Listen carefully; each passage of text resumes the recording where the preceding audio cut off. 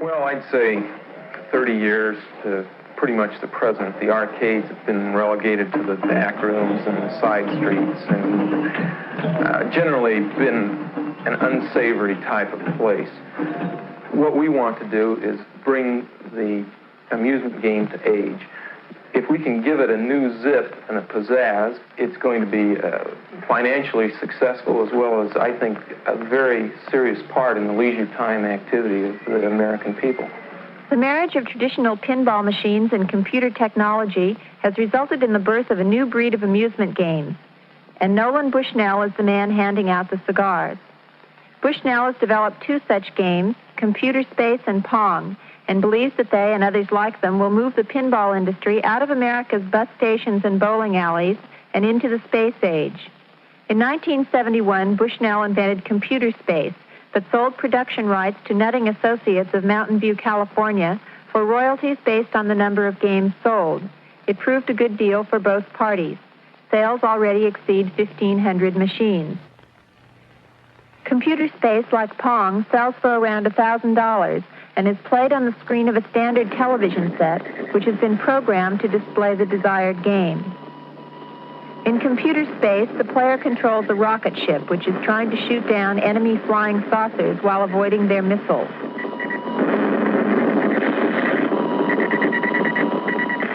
If the player scores more hits than the enemy saucers, he gets one free play. By the time Bushnell invented Pong in 1972, he was able to form his own company, Syzygy Corporation in Santa Clara, California, to produce the game. He has already sold over 1,000 machines and expects to sell 10,000 in the United States by the end of the year. Pong, as the name might indicate, is a game of video ping pong. The two players turn dials which control their electronic paddles and volley with an equally electronic ball. The first player to score 15 points wins. While Bushnell did design and program both his games, the technology he uses dates back to the late 1950s. Thanks to research by the Defense Department in the wake of Sputnik, Bushnell is now able to act out his dream of a nation inhabited by thousands of Pong and Computer Space games. The government spent millions of dollars on this technology, and as a result, now it's cheap enough that we can put it into a game and sell it for 25 cents for a few minutes and make $1 out of it. It's something that the research and development really was done many years ago, and now it's cheap enough that with PC boards and integrated circuits, we can use that technology to our advantage. The basic electronic unit of Bushnell's games is the integrated circuit. Each of these small chips is capable of storing large amounts of information. The program for a game is determined by specific combinations of these units to form a PC, or printed circuit board. The printed circuit board then tells the TV screen what to do. A single printed circuit board is all that is required to operate Pong, whereas 15 years ago it would have taken enough tubes and wiring to fill an average house. Bushnell first saw the commercial potential of video games in a game called Space War, which has been played at computer centers around the country for several years. We used to play Space War a lot at the AI project at Stanford, which is a big computer complex. And one day it just hit, this is a lot of fun. You ought to be able to package it and sell it for a price. And, one thing leads to another, and pretty soon, from doodling on a scratch pad, you're actually working out some basic block diagrams, and from there you think, boy, it's going to work.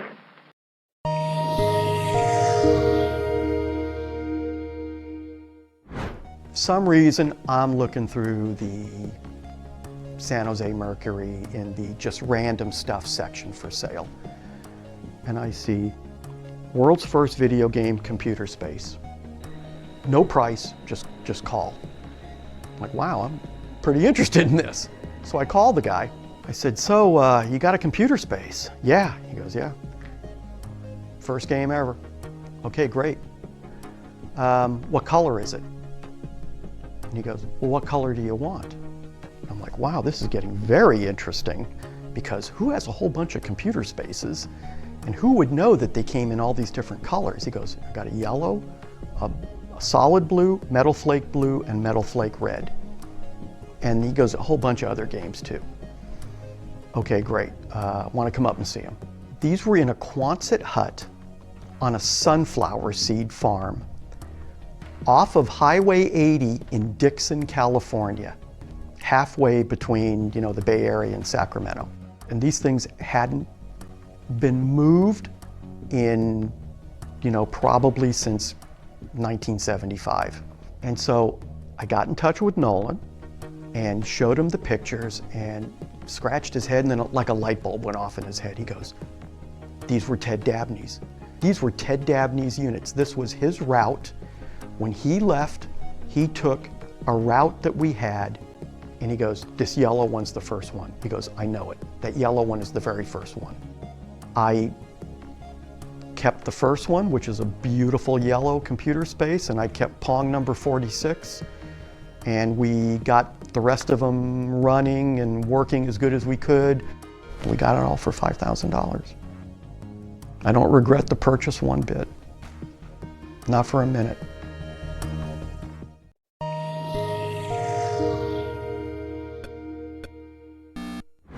You know what the Atari motto is? Innovative leisure, right? Well, it didn't say innovative arcade games. It didn't say innovative video games. It said innovative leisure. It was broad from day one. I mean, Nolan always had a consumer game in his mind because that's what he hired me to do. And I wound up doing the wrong thing and making a hit coin-op game, right? When I was at Ampex, I learned how to make sync generators, synchronizing, the basic fundamental circuit necessary to get a TV signal, because we had to generate an analog signal. So you do that and you get the ball at one speed and you put paddles up, and it's a very, very boring game. And so I added the speed up and I added the angles off of that, just, to make it playable, interesting. And so it started getting a little interesting. That's cute. And Nolan said, well, it's got to have score. We had a pretty good game, and hey, great. So what are you going to do for sound? He goes, sound? I'm already over budget. What am I going to do? Nolan said, well, I want the sound of a roar of a crowd of thousands applauding your win. And Ted said, I want boos and hisses. And I'm thinking, how do I do that? Listen, I got video. I got the goddamn game up. Now you wanted me to do this. I'll be right back. So I pissed around for a day and poked around sounds that already existed in the vertical sync generator and gated them out with the 555 timer. I love it. Years later, the sound is so well thought out, so appropriate. It was like, are you kidding me? It was just, just thrown together in spite of what the boss said. And so that was how Pong came to be.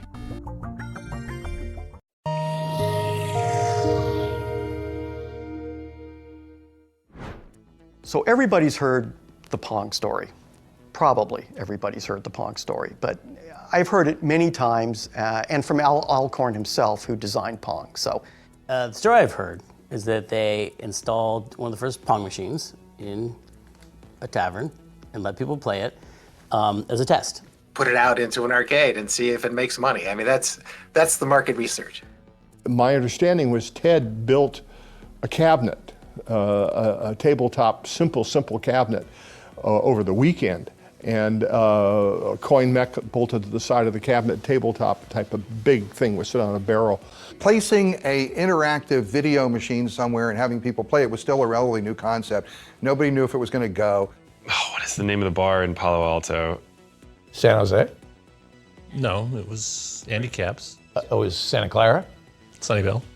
So we'll put it in Andy Caps. It's a coin-op game, be it fragile and humble, and so we did. Well, my memory is that he gets a phone call, the game's busted, which of course is the usual thing you get on a support line. It doesn't work. What is it, and in what way does it not work? Well, it doesn't work. The bar owner or manager at the time kind of yelled at them and like accused them of their game being shoddy because it had already broken down and it was no longer functioning or working. and they get a call, later on that night, and like, hey, this fucking thing broke, come and pick up this piece of shit game and get it out of here. This fucking thing broke. I'm not going to waste my time fixing this crap. But anyway, the machine, we got the word that it stopped working, and I figured it could be anything, and I'd go out there and take a look at it. And so I went to the machine, and the first thing you do is you want to try to play the game, because the machine was on in a tracked mode. So it was working, but you couldn't start a game. So you open up the coin box to basically flip the micro switch to give yourself a free game, because I'm not going to waste a quarter, And so they went down to see what's wrong with the machine to fix it, and what they found out was that it wasn't broken. It was just that so many people had played it, they'd filled the coin box with quarters, and it was jammed, and it couldn't take any more. So many people had played it that it couldn't accept any more money. The game is broken because it's stuffed so full of quarters. Completely stuffed with quarters. And it was I remember it was kind of small, if I remember. It was a small space. It just filled up with the quarters, and it wouldn't take it. When I opened up the coin mech, all these quarters just gushed out. So, whoa, that's impressive. It's the equivalent of like crashing a server when you launch a new website and it's so popular. So they crashed the server on Pong. And one of the other reasons it was also so popular is because you could play it with one hand while you're still holding a pint in your other hand. And that also was one of those things that, eventually many, many years later led to the rise of the fun barcades that we have, and we can enjoy now. As Al will always say with a little, twinkle in his eye, he goes, "This is a problem I can fix." Basically, the way it worked was you take the money, the deal you have, and you split the take with the owner of the bar. And so I did that, and I had this sack of quarters, and the next day I come into work and I said, I got the machine fixed, and here's the problem. The goddamn thing's making too much money. And Nolan, really? But it was one of those great moments where something that supposedly was failing was actually such a huge success that no one could recognize. It was truly the ugly duckling version of technology. Because remember, Nolan thought, he was like, this is just a placeholder until we get to design the really good game, because who's going to play this stupid shit-ass game? They went on to produce all of these classic, memorable arcade titles for years that allowed the company to survive and be so much more than a one-hit wonder. So that's my understanding of the history of Pong. It's a great story, if it's true. When a story is good, there's some doubt about it. Like, well, that's too good to be really true. It's probably a boring version of it that's actually true. It sounds realistic to me. I've kind of seen that happen in my own. And when you do get a really great game, the coins will just overflow, and it's kind of a cool feeling. Anyway, that's how that all happened. Yeah. Anyway.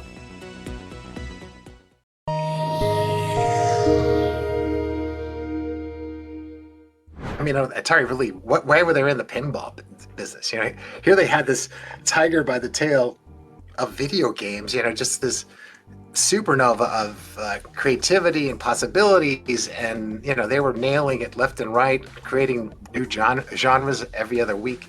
Why would you mess around with pinball? You could tell our games were just not working, and due to reliability, poor engineering, thermal issues. Issues of the games just falling apart, poor hardware design. I could see the writing was on the wall that we were going to go down. The pinball division was just a massive disaster. It was, it's kind of the, kind of the hubris of, I guess Silicon Valley. Even in that era, it was like, oh, these morons in Chicago, they make these crappy old games, we're going to redesign everything. We're going to put the display down in the bottom. We're going to, put the boards, underneath the play field so all the crap falls in and shorts out the things. And it was really horrific design, and they caught on fire. The solenoids, they used this thing called rotary solenoids, which burned up and the screws fell out. And, it was kind of a, just a complete disaster as far as like design and also testing. And so there was a lot of games that caught on fire in the early days. So, but they made a lot of money when they were working. You know, the programming was awesome because I did it. You know.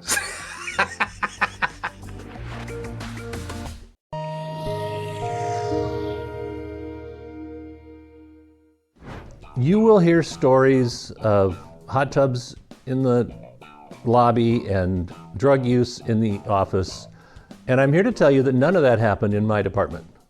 We started smoking pot right in our office. Rob and I were like the premier pot. Sorry, Rob. I and some other person who occasionally shared an office with me for 5 years at Atari, however that frickin' worked, we would just fire up right in the office. It's like, who knows why? It's like, it's illegal. It's like, it wasn't even a sense of privilege. It was just mindlessness. I worked in a satellite office. I started in 1977, which was still pretty early. It was only 18 months since the 2600 came out. But there was no hot tub in the lobby of the office that I went to. There was no drug use in Atari, though I don't doubt that it was over where Howard and Todd Frye were working. Drugs were consumed at Atari by all kinds of people at all levels of management, from the bottom to the top and all over engineering. Not everybody did drugs, but some people did, and some people enjoyed them, and some people abused them, and some people went to the hospital on them. And but by and large, drugs were a relatively nominal factor. Drugs, you know, there was a lot of marijuana, and it would participated a lot in brainstormings. So we had the way of, you know, trying to incorporate drugs into our productivity model. I went home and I smoked a joint, a little bit of cocaine and a little bit of psilocybin in it.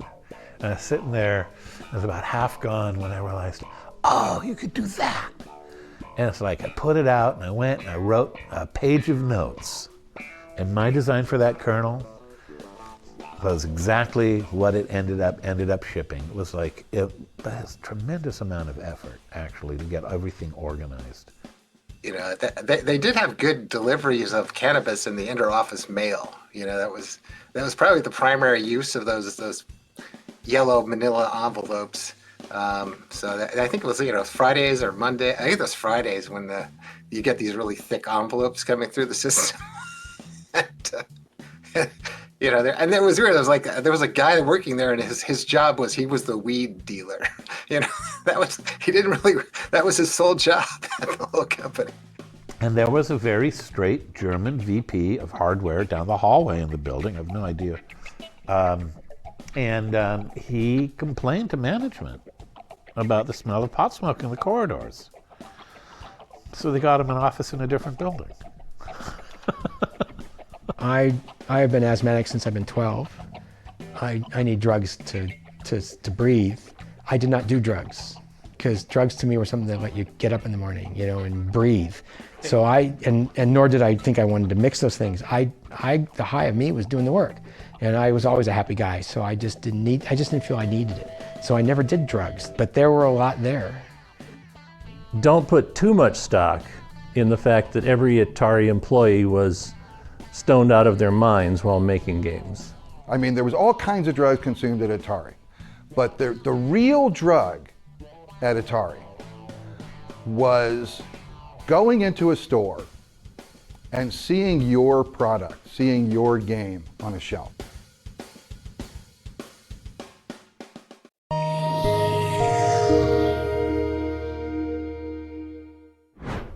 When was this? 1980, 81, that time frame. Prior to Ray Kassar's emergence, I was part of the executive staff, you know, and Nolan, Joe, I, Steve Bristow, Gil, Dennis Groth, finance, you know, we were all friends and no politics and all that, and we all worked together and part of the team. It was great. Once Ray took over, nope, it was all a closed office, and he met with all his hires from Procter & Gamble, and so I realized, okay, I'm out of this. I'm either going to have to quit because Nolan had gone, Joe had gone, Lipkin, everybody had gone. I figured, well, I'll go back. This is my baby. I'm going to do it one more time. And we had used holography. We couldn't keep secrets at Atari. We're just no good at it. So we decided the best thing to do was put out disinformation. So one of the best ones was, well, the next coin-op game is going to have holography in it. It was like, what the hell is that? I knew what it was, because having, been to college and studied this physics and stuff. But that was just, but anyway, I decided, well, let's do something in holography. Maybe there's something there. I'll take it. Sounds hard, sounds interesting. I know a little bit about it. And we proceeded to explore holography and what could be done, and came up with a holographic toy that basically sold it to Ray, saying, how would you like, because the cartridge video game business seemed to be very good. How would you like to have a system where the cartridge, it's a cartridge-based system, but the cartridges are half the cost of, everything is half the cost of the VCS. And, hey, go ahead. It were very simple. They were nothing more than an LED, a simple LED game, the handheld LED game in those days. The only difference was we had a hologram with 2 images on it. You look through this box, and there were 2 lamps inside, and when you'd crash a spaceship, you'd see a hologram of a spaceship crashing. And but you could look through this half metallized mylar and play a Space Invader game or something like that. We did all the work, put everything together, got a chip designed, package designed, and at the end, Ray wouldn't. We even took it to the toy fair or the consumer. And marketing wouldn't show it, wouldn't back it up, and we did it ourselves, engineering. And we think we sold 100,000 of them, but Ray would not release it, just wouldn't do it. And I realized that was it. They're not going to release that. I mean, this is now in a time when if it failed, you wouldn't even notice it. It wouldn't be a pimple on the balance sheet, but they were afraid to do it. Back when the whole company was, we're sure we'd do it. So that was the end of my career at Atari.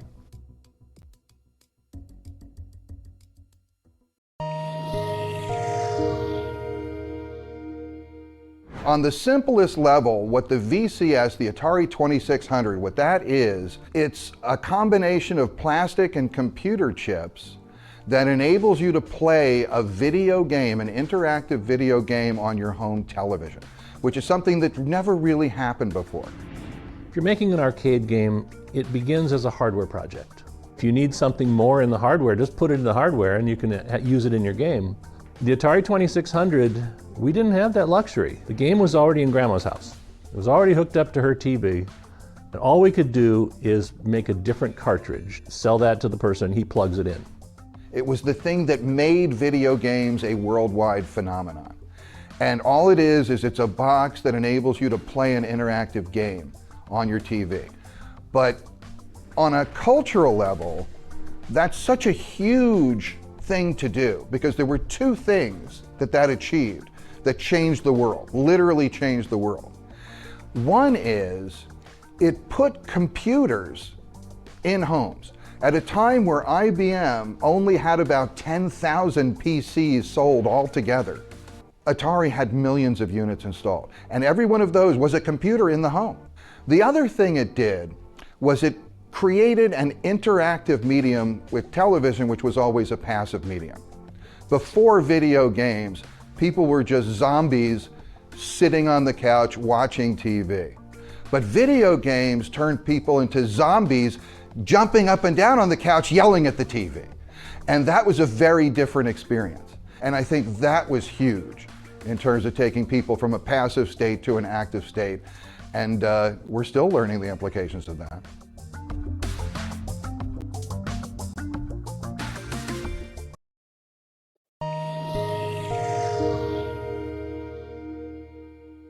The entire reason that Atari created the Atari 2600 home console was to put their arcade hits into the home. If we can sell home versions of our arcade hit games into the home, we can sell millions of them instead of just take quarters from the thousands of people who go to arcades. And so the hardware was designed to make it possible to play Tank and Pong. That's about all that they did in the hardware. So the distinction is this. Coin-Op gets to use more expensive hardware. They get to use tons and tons of hardware, and they get to refresh their hardware all the time. I had played an Outlaw-like game in the arcade, I think it was Midway, And I was just told to make a game, so I said, well, here's an idea, two guys shooting at each other, and so I made that game. My goal is to try to make it like the arcade game, so I could look at the arcade game and say, this is what it has to do. So there really wasn't any need for me to have communication with the arcade guys. I'm particularly proud of the Atari 2600 Canyon Bomber because it also has the Atari arcade game Depth Charge in it. So it turns out that in a 2K byte Atari 2600 cartridge, I simulated both Canyon Bomber and Depth Charge, which were probably $3,000 arcade game hardware. When I was young, when I was little, I remember there was this drugstore, and in their comic book rack, they had these abridged versions of great literature. You'd read it, and it was the whole story of Treasure Island. War and Peace, a comic book. But that whole notion of an abridged version, that is what was going to happen. When I did Donkey Kong, I had, not surprisingly, absolutely no contact with Nintendo. Coleco was able to get me a machine. So I had a machine that I could play and look at, and I had already played the game. And like David said, with Canyon Bomber, the game is the spec. Frankly, the hardware is so different in its capabilities that I can't think of any value I would have had getting in touch with anybody at Nintendo. It's like talking to the guy who created the Porsche Carrera about making a bicycle. I mean, it's like, there's not a lot there. Not a lot you're gonna tell me. Here's this masterpiece and do it on this toaster, and I was young enough and stupid enough to not be intimidated. And I wasn't, because I was just a kid. And I was like, no big deal.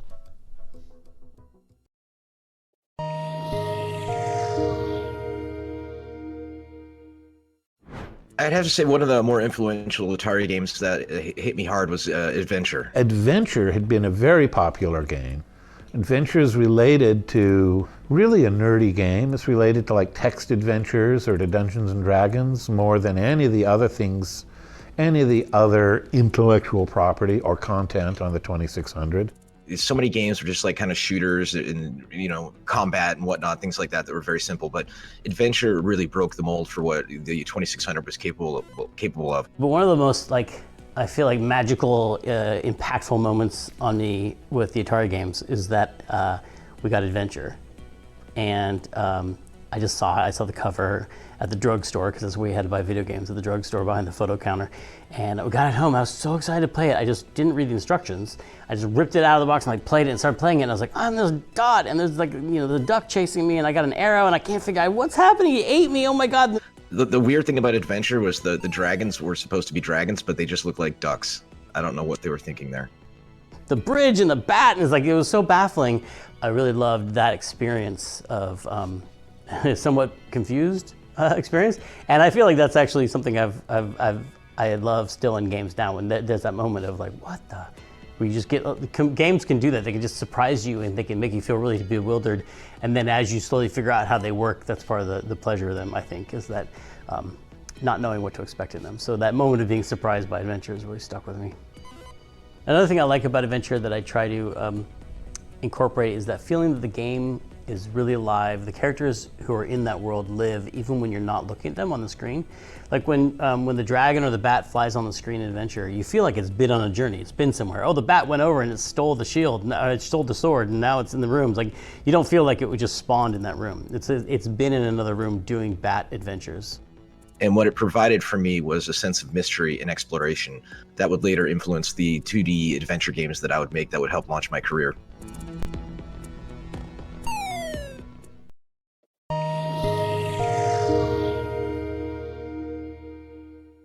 So one of the first questions they asked me at Atari was, what do you want to work on? So I just said to him, I said, what's the dirtiest, most basic elemental system that you have?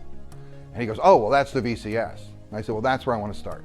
I mean, the constraints on the programmers were worse than I ever even imagined were possible. 2600 doesn't draw a screen. It doesn't draw anything. What it does is it has these little logic devices, these counters and shift registers that say, this is the start of the screen, this is the left side of the screen. The electron beam is moving to the right. I'm going to count. I know how fast the electron beam is moving. I'm going to count until the electron beam is somewhere on the screen, and then I'm going to change the color on the screen for a little itsy bit. There's only one console where you have to think about the electron gun moving across the screen and what machine cycle you're on and when you can show stuff on the screen. That's such a fun and unique and annoying challenge that it really hooks you. It's the most fun I've ever had making a game. What do you say, Dave? Fun might not be the word. You know, it is the most challenging thing you could do. When we were doing it at Atari and at Activision, there were fewer than 100 people in the world who could do what we were doing. And that in itself was, you know, very positive, very uplifting. But it's really a sense of accomplishment. If you can create something that, you know, 1 million people love on this horribly limited piece of hardware, you've created something. You know, have a sense of accomplishment. And there are very few things more technical challenging than trying to get a game out of the VCS in the first place, because the VCS was a very technically limited machine. It sounds like a fabulous thing, and when it first came out, it was, because people had never seen anything like it. I don't know if other people are as rewarded by it, but you're overcoming tremendous challenges. There's nothing that's easy to do on the 2600. And you're winning, right? I love winning. And the other thing that's fun about playing them still is that they're all 60 frames a second. They have to hit that or the screen won't draw, you know? So they're all even much better than I think consoles that came out a few years afterwards. They all feel really fast when you play them. No Atari game has any sort of lag or anything because they had no option to have lag. It's like when today, in hindsight, people criticize the first screen of Donkey Kong on the 2600. When I finished that screen, I thought it was a miracle. And you get people on Facebook today saying it's the biggest piece of junk I ever saw. And you just have to understand the perspective of where you were at the time. The programmers that worked with that machine were magicians.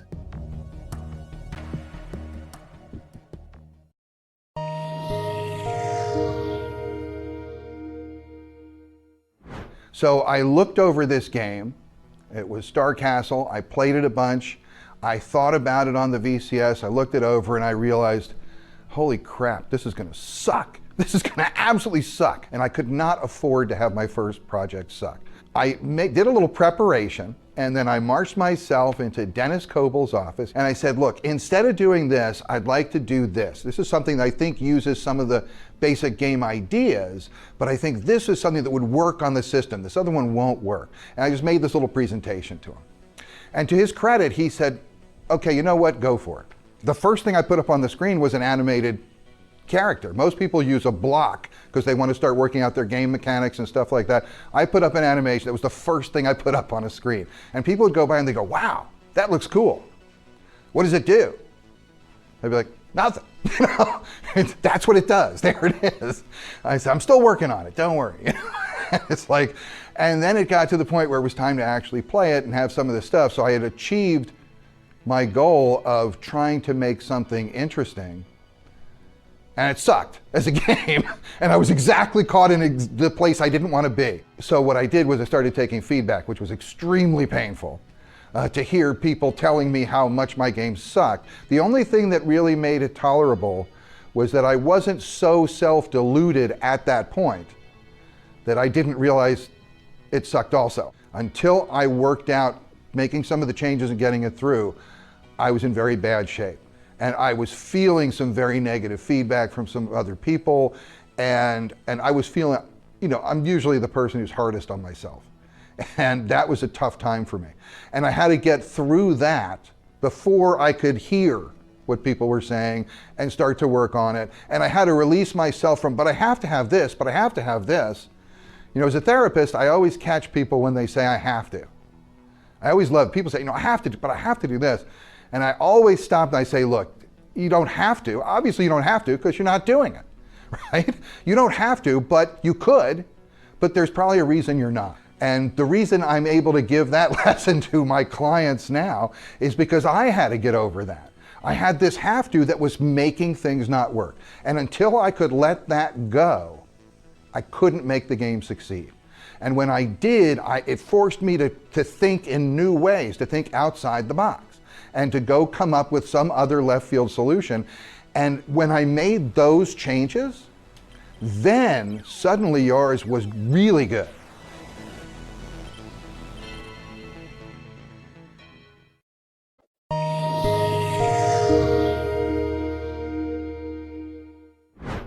One of the product managers came by who was responsible for this product, and he goes, hey, well, we're working on naming your game. And I said, can I make a submission? Can I submit a name? And he goes, sure, why not? I said, okay, I tell you what, come by here tomorrow morning. I said, you guys won't have it settled by tomorrow, will you? He goes, no. I said, come by tomorrow morning, I will have something for you. I will have a submission for you. So now I know what I'm doing for the rest of the evening. And I don't know if you ever tried it before, when you just try to make up a new word, everything sounds stupid. At least it does for me. I can't come up with something that sounds cool. Everything sounds kind of dumb. So being the algorithmic thinker that I can be at times, I thought, well, if I can't just spontaneously come up with some name, I should come up with a way to derive the name. I'll come up with an algorithm. It's a simple title, what's going on? Maybe I need an action thing. You know, because it's an action game, I need an action word. I don't know the name of the character, but I thought, you know, revenge. Revenge is a great action word because everybody wants revenge, right? So I figure I'll go with revenge, and now all I need is whose revenge is it? Now I just need the name of the character. And then I thought, well, one of the great ciphers is, you know, writing something backwards. That's never a bad idea. You know, the head of the company's name is Ray Kazar. And Ray spelled backwards, that's Yar.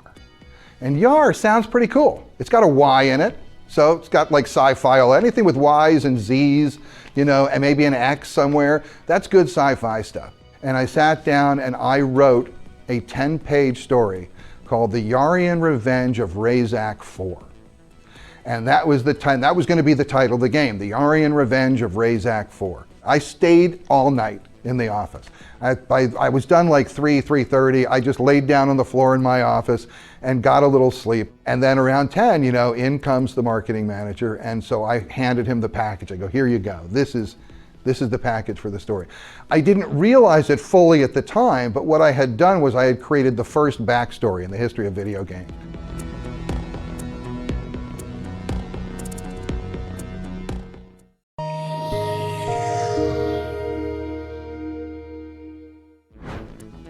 So Adventure was a really popular product, and we were there was some vibe around maybe a sequel to Adventure.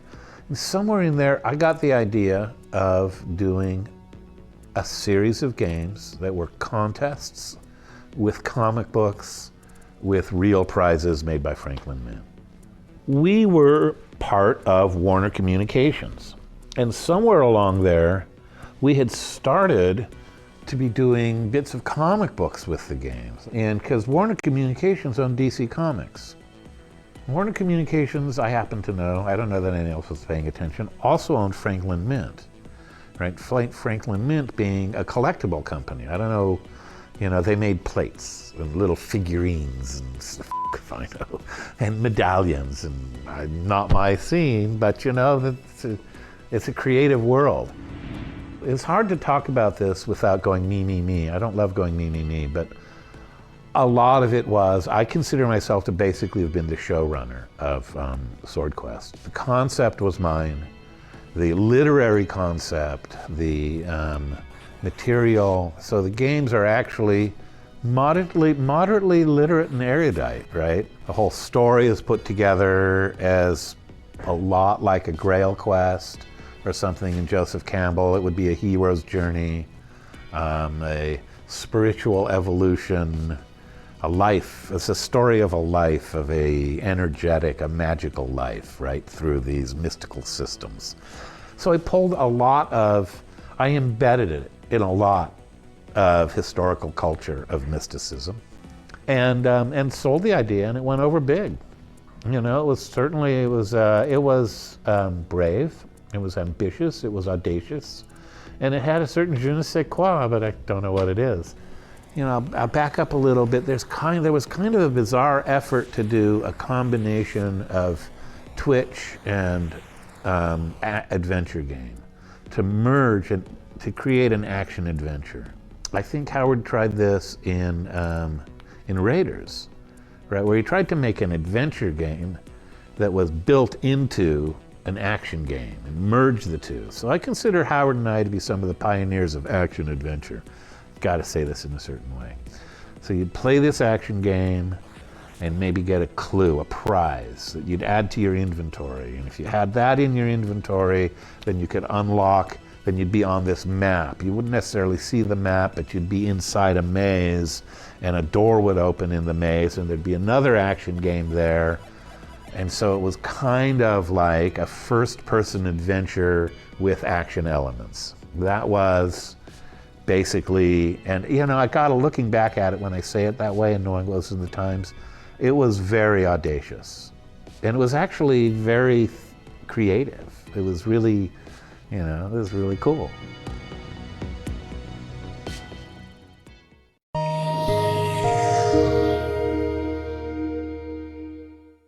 The 5200 was a tragedy. The 5200 was a good idea gone horribly wrong. The big problem that we had at Atari, the thing that killed the industry more than any other one thing, even more possibly than the E.T. video game, is that it was the first product life cycle. No one had ever been through a major success video game console life cycle. So where does it end? Nowadays, when somebody comes out with a new system, they already are designing the next system because they know the life of a system. They know a console is good for a certain number of years, and then it's going to die, and it's going to fall off, and that's when we need to be ready and prepared to come in with the new system. Holy crap, you know, our first machine is finally falling off the cliff. We need something. We have something. We can take the 800, 400, 800 computer, repackages the 5200, spit it out, and we can do it. So the 5200 was basically what the 400, 800 was going to be 3 years before. It's a tough business. Business is cruel. And you know, like I say, I'll say it again, it was the first time anything was being done. No one knew. And what happened was the Atari 5200, it grew very large because marketing wanted perceived value, so bigger was better in some respects. And then marketing got really focused on the Intellivision, and Intellivisions had a bunch of buttons. They had a keypad, and they had this disc with 12 distinct regions. And so, hey, if we put an analog stick here, and one that doesn't self-center was the great idea, this will be a better marketing message than the Intellivision controller. And of course, it was a horrible experience. The company lost focus on what was important, and it was gameplay's important. You know, good games sell, bad games don't. If you've got a bad control mechanism, doesn't matter how good the graphics are. It's not going to be fun to play. Now what do you do?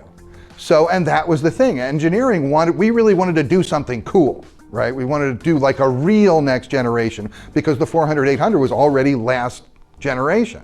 The engineering team and the creative team, the game designers, we were so upset, and we all felt that we were making a wrong decision with this controller, that we put together a petition to upper management, and we just explained that, you know, this is a great product, the control is lacking, we've got some other alternatives we want you to see, and my name's number 3 on the list of the petitioners. See, I wasn't someone who signed petitions so much as talked to people behind the scenes, because I always felt that was more like the way you operate in a corporation. And but I definitely put the word out whenever I could that, like, you know, this is something we either should have done a few years ago or, you know, can't really do now. We told marketing, hey, we could make this 2600 compatible. They didn't want anything to do with that. They said they must be very separate and distinct. We can't have backwards compatibility, which at the time we thought might be a great feature. It's a good way to get people that have these Atari games already and keep them on the Atari platform instead of giving them an opportunity to jump to another platform. And so we designed the product specifically so that you could never have 2600 compatibility. About 2 months before launch, they demanded 2600 compatibility. And at that time, we had to build an adapter. And then we actually had to modify consoles that were already made, the first ones, to work with this adapter. And we called this thing the piggyback parasite. We were just horribly embarrassed by that situation. That never should have happened. There was some big time denial, around Atari because nobody wants their parade rained on. And when it's the best parade you've ever imagined in your life, nobody wants to see a cloud. You just don't want to see it. So we didn't.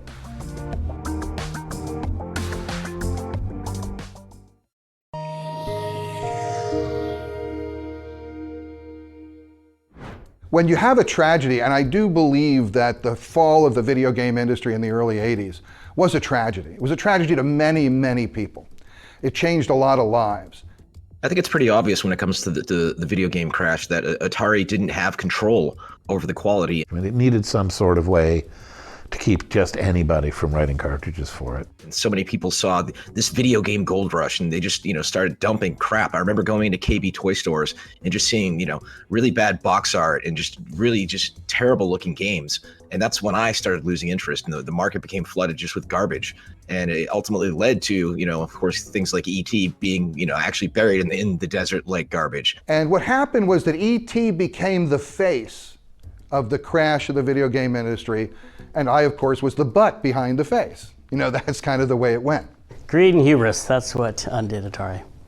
If they just had worked more from a place of focusing on making great games and delivering great games to the customer instead of how can we maximize revenue, I feel like they'd still be a huge powerhouse today. Frankly, Warner did not understand technology. He didn't understand the consumer marketplace, the video game, and Ray Kassar, I think was afraid of releasing new product because it might not be as successful as VCS. So that's a sure way to fail. And I regret that we didn't have a new console by '84 that would have made it so that Atari continued to be a really viable business. We never, ever got down to ever having any process by which we could come up with a better system. Even to say, I think people do believe that if they had just released the 5200 earlier, or if they released the 7800, or they had done different things, they would could never have they would have survived the crash a lot better, and they would be a powerhouse today. As a kid, I didn't know much about business, but I just felt like something was wrong. No one knew anything. Certainly no one knew how to replace an existing console with a new one. The real one-liner about why the game industry crashed and went away is that it was a first product life cycle and nobody knew what to do.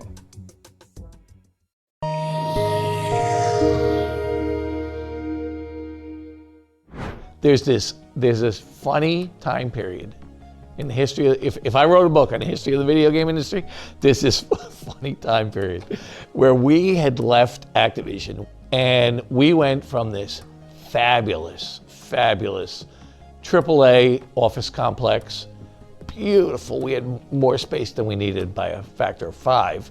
And we went to the most horrible office in Midland Park, New Jersey, in the basement of an optician's office. Game industry, this was after the crash. Game industry was a disaster. And it was just, oh man, what an office. It was horrible. But we survived in it. I mean, you gotta do what you gotta do. So anyway, we're in this horrible office and we're doing C64 stuff at that point. And I get a call from a buddy of mine. Actually, he was our part-time sales guy. And he always visited Toys R Us, and he knew them really well. He called me and said, you're gonna laugh, but They want to know if anybody's doing 2600 games. Because at that point there were none. Nobody was doing them. But there were 26 million consoles in homes. And people were going in Toys R Us saying, why don't you sell games for my Atari anymore? So I said, wow, that's interesting. How many would he buy if he had a 2600 game? He said, oh, you know, 20, 30,000 pieces probably. And I said, all right, I'll get back to you. So we did Title Match Wrestling and Super Skateboarding, first two titles. I mean, regular skateboarding, first two titles. And he loved them and they sold like crazy. And at that point in time, we were the only people in the world making games on the Atari 2600. My phone rings and it's the Tramiels. So he did some 2600 games. You know, do a couple for us, because word got around. There's actually a need. And then Activision calls and says, do some 2600 games for us? And I said, well, why don't you guys just do them? He goes, well, you know, if I could be completely honest with you, we don't have anything. We don't have the specs, we don't have manuals, we don't have the equipment. He said, we couldn't make a 2600 game if we wanted to. So could you make something for us? I tell people that, they're like, who the hell wanted 2600 games? You know what? No one told consumers that there had been a crash. No one went to their house and said, you don't like video games anymore. Because that's what Toys R Us and Walmart said. People don't like video games anymore. But the people at home were sitting going, God damn, I'm tired of combat. Isn't there something else I can play on this machine? So it was good. We had a great run there. We made a lot of money off those games.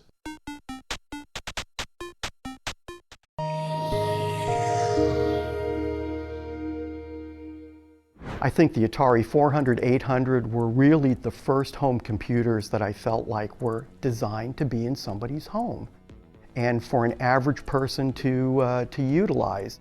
Atari, you know, made some interesting decisions over the years. I mean, they were #1 in the world in making video games, but they saw home computers were coming. And Apple II was out, and they said, we got to compete with Apple for, you know, computers. So it came down from on high that we were going to make a computer like the Apple II, but better in some way. But the engineering department said, hey, we're video game people. Why are we doing this? But they were told, you will do this. So what actually happened was the engineers made the Atari 800 into the next best video game player. It had all the sprite capability, it had coprocessors in there. You know, the first GPU in a computer was probably in the Atari 800. All of this stuff was going on in the engineering department, and yet the management thought we were making a computer. We were really just making a video game that we could make cool games on. My participation was mainly on the prototype pre-production side. We had this very sophisticated, allegedly sophisticated, internal interactive test system called the PIT system that we couldn't get a single unit to pass. Labor Day 1979, can you guys work overtime over the weekend? We need to hand build some production units because we need to put them complete through the entire process. They need to be completely finished, consumer product in the box. We need these for J.C. Penney's so that they can make the holiday catalog. So we worked, I actually didn't leave Atari for about 3 days, hand building these units. And it was like 4 400s and 4 800s to ship on Monday to J.C. Penney's. They received them at their warehouse, they took pictures of them for the catalog, and then they immediately shipped them back to us. That was it. That's what we needed to do to get this product out. My main contribution to the Atari 800 operating system, I created a language similar to PostScript that could draw lines and squares and circles and vector graphics drawn into the bitmap of the Atari 800 and put them into the operating system so that I didn't have to put it in any of my games. So I could borrow from the operating system stuff that I'd put in there and use it when making games. So yes, we were tasked with working on the operating system, but we did it our way. We did it in the video game method. The idea came up that maybe I could get one of these machines for Christmas, and I thought I was going to get an Apple II because that was what I had at school and what I thought was cool. But I got an Atari, and it was an Atari 800 with a tape cassette drive. You know, at first I was like, oh, it's not an Apple, but it's my own computer. It's super exciting. And then the more I got into it, the more I realized it was so much better than the Apple. Probably piss off some Apple people, but it was really an amazing machine. I mean, the graphics and sound on it were incredible, and it was a super fun machine to program. And so that was really what got me started.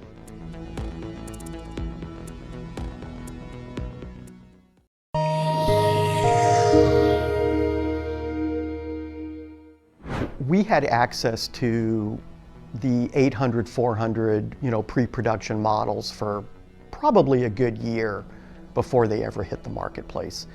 And I would literally every weekend check out an Atari 800 and prototype Star Raiders and spend the entire weekend playing Star Raiders. It was just absolutely phenomenal. I couldn't get enough of it.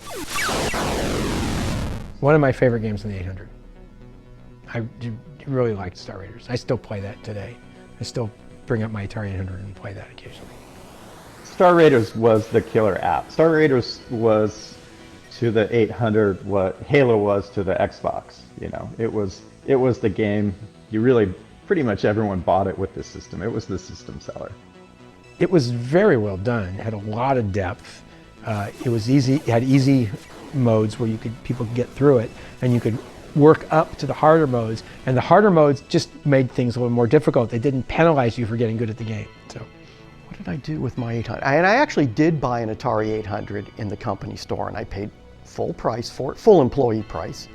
And I played Star Raiders because that's what you did on the Atari 800. There was a lot of great stuff about, storing recipes and doing this and learning things, and I did go through some of the learning things, but I played the living daylights out of Star Raiders, which was, I think, probably for a couple of years, the most phenomenal game you could play outside of an arcade.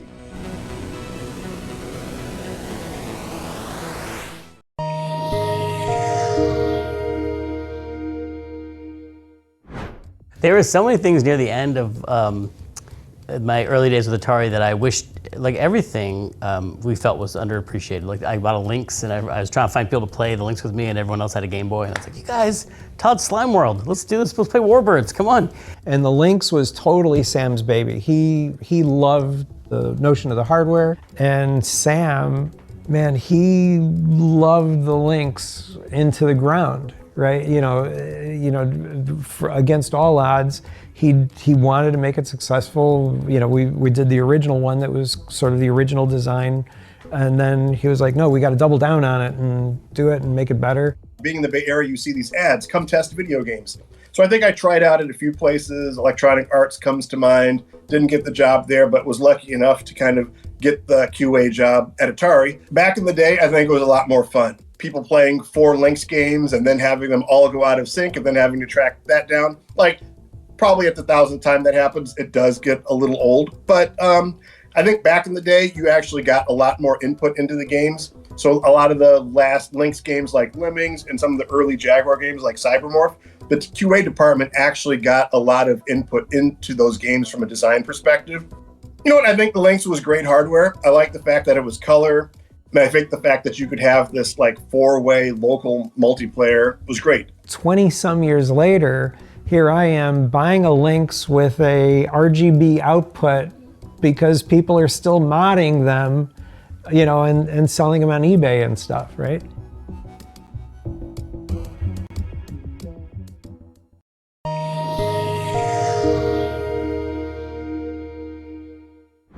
I remember sitting in the room with Jack, and Jack saying to all of us, let's go back to our roots.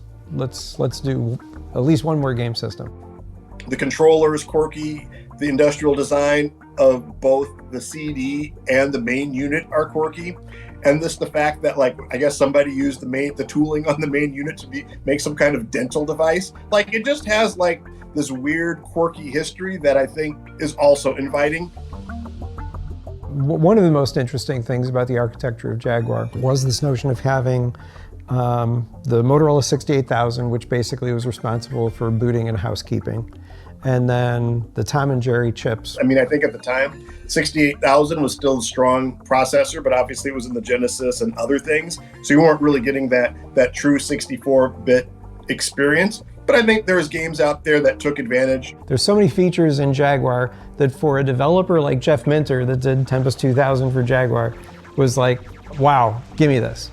I would say other than Cybermorph, it did not necessarily feel like that quantum leap that we were promised. It wasn't the flying cars, as they say, that we would have in the future, but you could see the potential, and that's what was really cool. You could see the parts of Cybermorph, you're like, oh, fully 3D world compared to something like maybe a Star Fox, which was on rails. My perspective is the rule of thirds, where if you want to wind up with one really, really great game, you need to lay down 9 bets, because out of those 9, 1/3 probably will ship.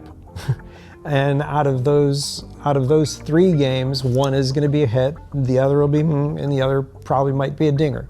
There just wasn't enough momentum behind the Jaguar at that time to be able to do that when Sega and Nintendo were basically already on their 3.5 generation of consoles, at those times. I mean, if Aliens vs. Predator came out as a launch title, maybe the history of the Atari Jaguar might have been slightly different. I think there are a lot more Jaguar fans today than there were when the system actually came out, and it's cool to see people enjoying the system some 20-odd years later. I believe everybody appreciated the innovative aspect, but on the other hand, the software was late, some of it was a little janky, but I think just saying, time heals all wounds, to go onto the Jaguar forums now and look at the love for the system, honestly, like somebody that worked on it, I can't say that I completely understand it, but I totally appreciate it. I'm like, where were you guys like 20 or 30 years ago? Like, you would have made my life like a heck of a lot better.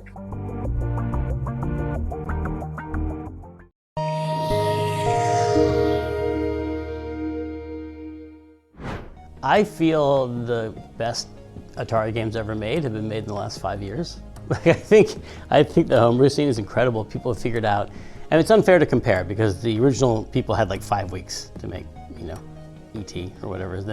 And now people can take, it's like a hobby, you can take as long as you want, and you have access to like special chips and stuff. But still, they're still working, eventually making carts that you plug into your original Atari 2600 and they run and they're super fun. We saw it evolving, and there was a lot of nostalgia involved for that to happen. We loved this particular game system, and it's a great intellectual challenge. In 2009, I was given a talk in Philadelphia just talking about the game business and my experience there. And after the talk, somebody came up to me and they said, hey, I just saw this cool book just came out called Racing the Beam. And it's about programming the 2600. And since you mentioned that you worked on the 800, I thought you might be interested in this book. And I'm like, it does sound really interesting. Back in the old days when I had my Atari 800, I did learn 6502 assembly language, and so I've been messing around and making some of my own Atari games. I'm not ready to make Psychonauts on the Atari yet, but someday I'm going to make Psychonauts on the Atari 2600. Not announcing that yet, but don't tell anyone. But. What is the point of going back to work on one of these old machines anyway? I mean, to me, the point is I want to know what it was like to be, Todd Frye, and who was, told he has 3 months to write Pac-Man on this terrible machine. And am I a man enough, programmer to be able to do that? Pac-Man was actually technically quite solid. It's fun to program for the 2600 because it's unique. It's, 128 bytes, not K, but like bytes of memory. It's so limited that it helps you edit, and so you can't do everything. You can't imagine an experience and then implement it on the Atari. You have to go the other way around. Like, how many blocks can I move on the screen? Like, how can I turn that into a fun game? It was very, very hard to squeeze a 128 level game with a title screen and a boss encounter and all that into 4K of ROM, because that's one of the limitations on the 2600 if you're going to live within the original constraints. And so I learned a ton about the 2600 along the way. I had a lot of fun. It was a lot of hard work, and I'm proud of the way it turned out. I think of the homebrew as the hobbyist who wants to see if he can do it, and he makes a game and he makes a few for friends. That has evolved into some actual publishers making Atari 2600 games that are out there. But there was a guy came on there the other day, and he's like, I just want to say this is the most supportive technical community I have ever been part of.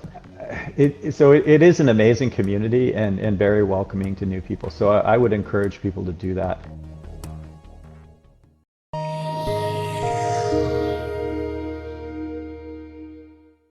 There was no console war in the beginning. There was, in the beginning there was only Atari, and the children looked upon it and saw that it was good and bought Atari and then asked for Atari games for every Christmas and birthday.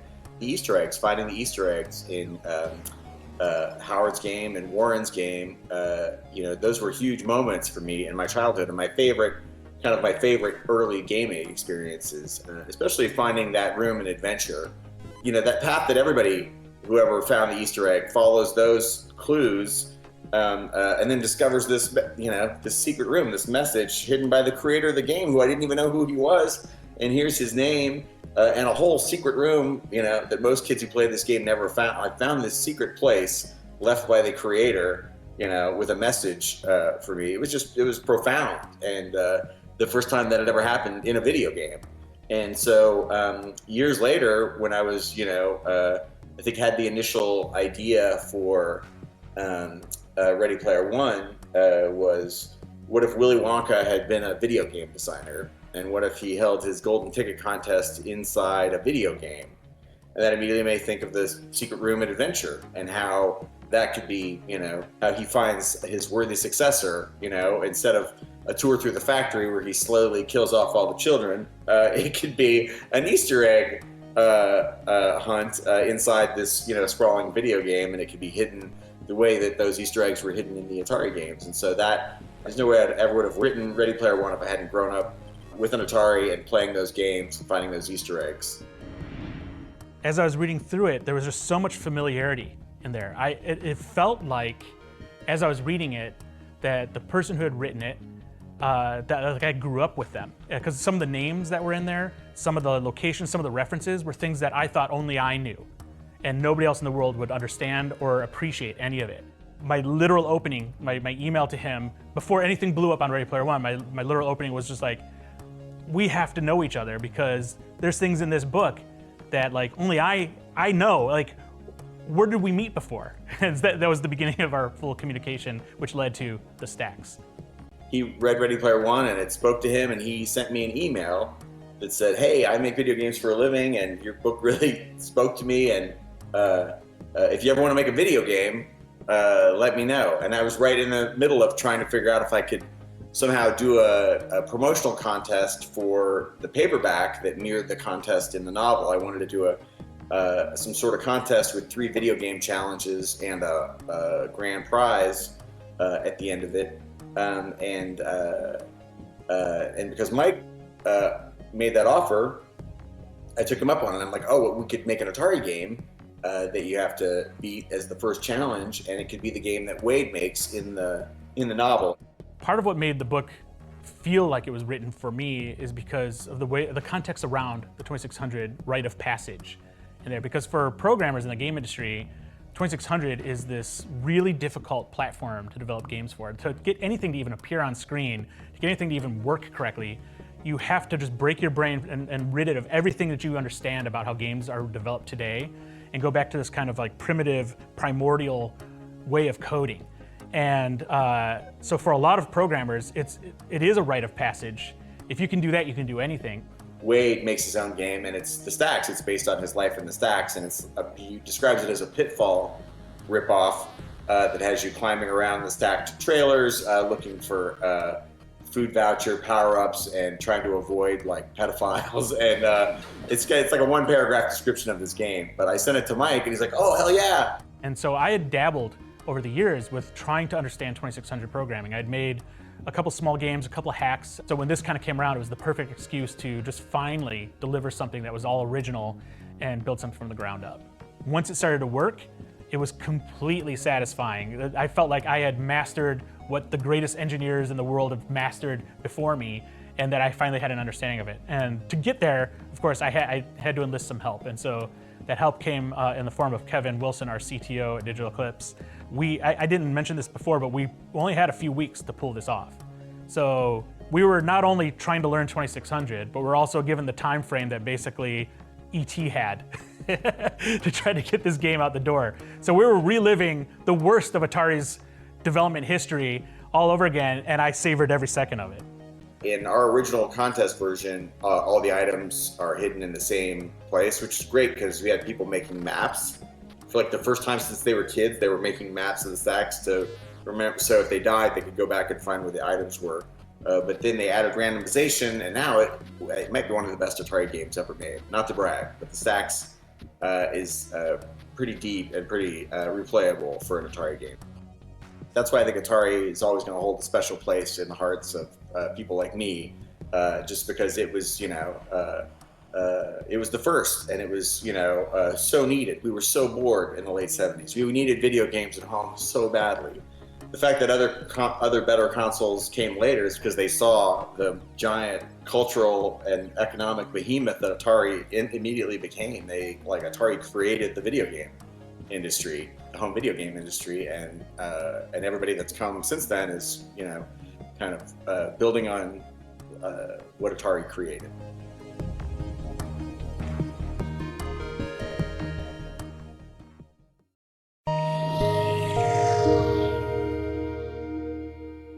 Breakout was really early. It's a ball and paddle game, right? And it was really an idea for Nolan to do that. I mean, he had a lot of ideas, and he was the guy that went around me and corralled Jobs into designing this, not knowing that Jobs wasn't an engineer and couldn't do that. And Jobs wasn't about to tell him, but his buddy was, who was just the sweetest, brightest savant. And I come in and Steve Jobs says, "Hey, look at this." And here is a finished game, Breakout, that was not under development. Understand, typical games took a few months to develop. It was like, got dropped in from outer space, finished game, working prototype. What? And Jobs says, yeah, he claimed he designed it. And I go, no, he didn't, bullshit.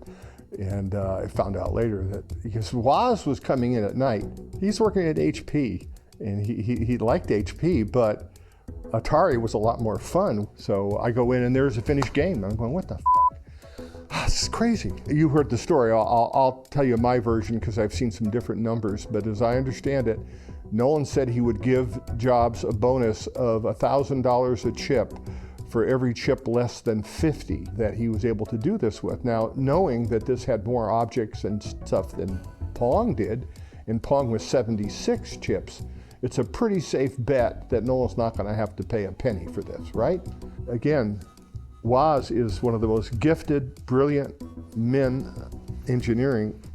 Woz designs it with like 24 chips. Now, Nolan didn't say you had to be able to buy the chips. So some of the chips were chips out of Hewlett Packard that you couldn't get. But there was the prototype of the working game. And you look at a schematic and I couldn't understand, how would this thing work?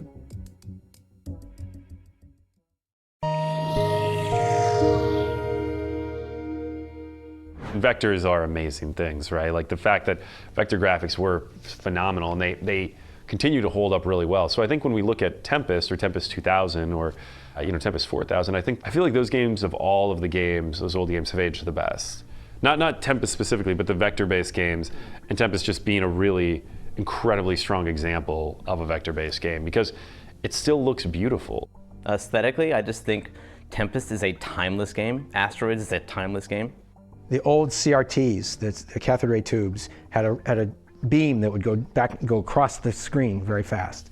and it would draw the line. So you drew that always. So that was always being drawn, and you could turn on and off the beam, or beams if it's color, red, green, blue in color, and create an image. Vector doesn't do that. Vector, you actually draw the lines. So there is no raster going on. The beam isn't doing this down the screen.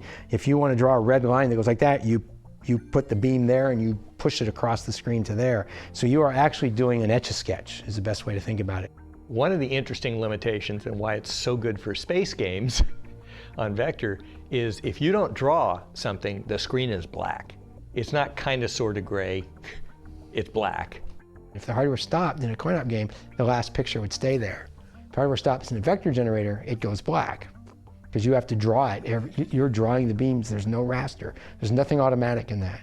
And I like that as well. That meant I could draw something and I didn't have to worry about it again. If I wanted to move it, I just redrew it over here. Before, you have to erase it from that space and rewrite it over here.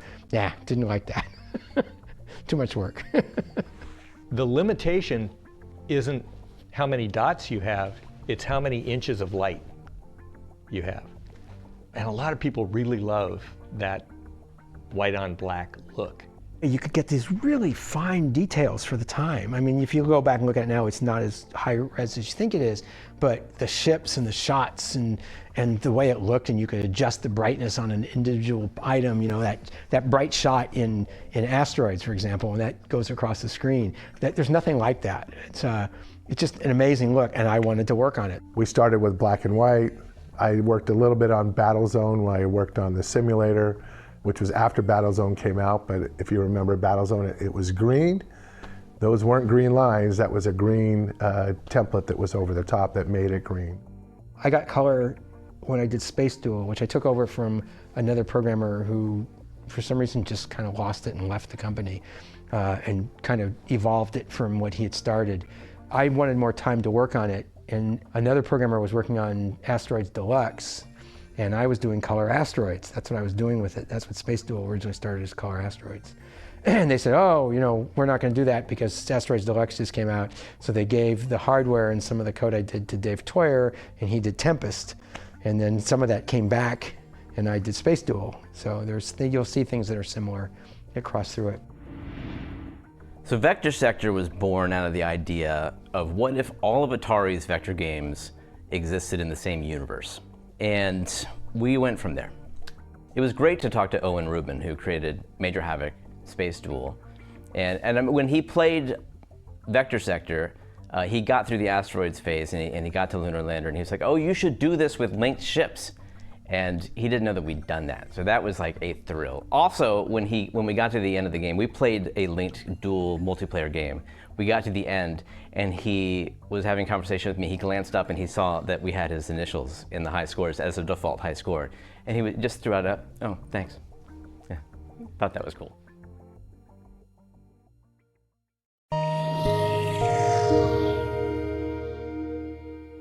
Well, at the beginning, it was sort of forbidden to consort with the enemy.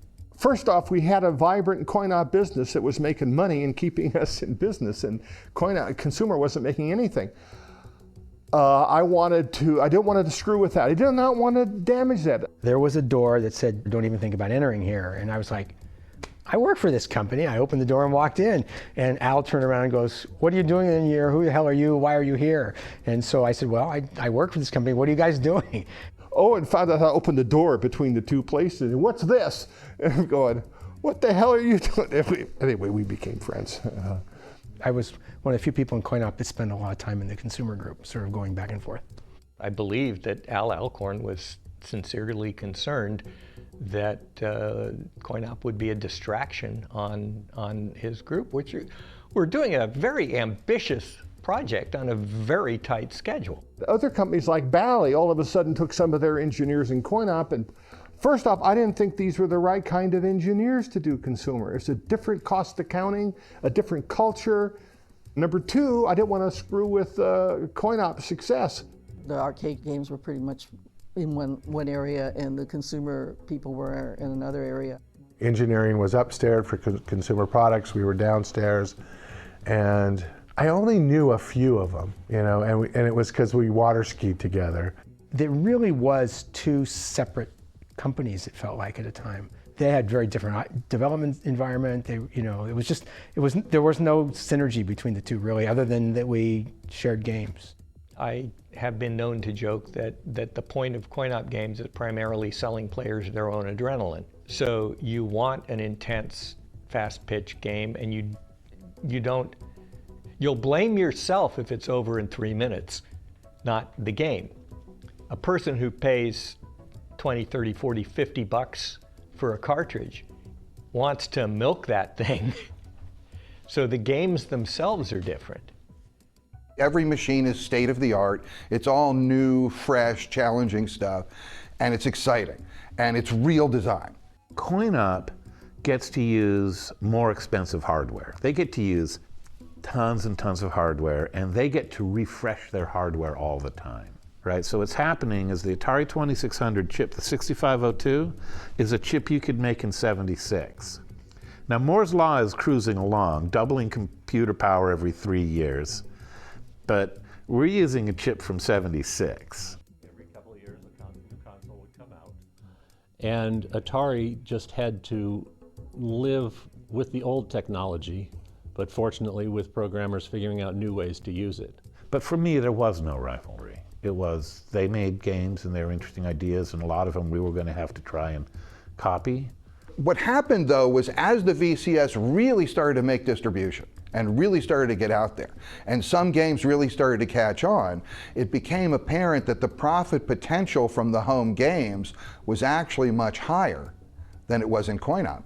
So I'll tell you another pecking order sign that goes on, which raises a lot of interesting things, both financially and emotionally, is the idea of royalties. Because one big difference between VCS and coin-op was coin-op people got royalties. They got some kind of bonus participation in the success of their games, which VCS people didn't. That got to be a sore point, not between coin-op and engineering, but between VCS and management. And it's like, why aren't we doing that? Atari had a bonus plan that was based on how your game sold. And then the consumer group wanted their own bonus plan based on how their game sold.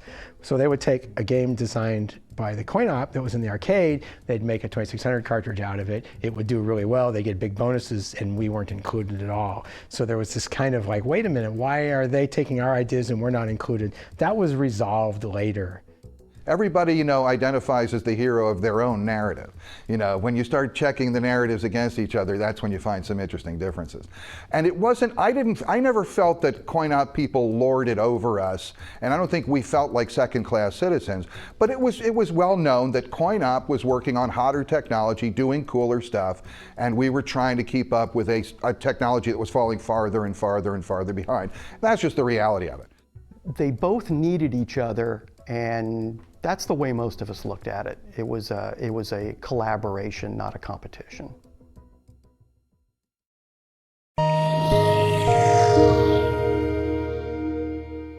My name is Evelyn Seto. I was a graphic designer at Atari, both in the coin-operated division and the consumer division.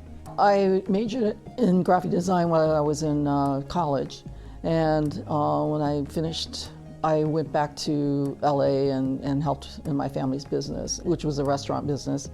And when I returned, a friend of mine was working at Opera in Harrington, and she was moving on to another position. And so she had me interview with George Opperman, and I was able to come on board on his staff as a production artist. During that time, which is when I started with George, it was the early 70s, and Silicon Valley was just barely a term that was barely coming up. Nolan Bushnell had his company Syzygy, a gaming company, and he needed to change the name of the company.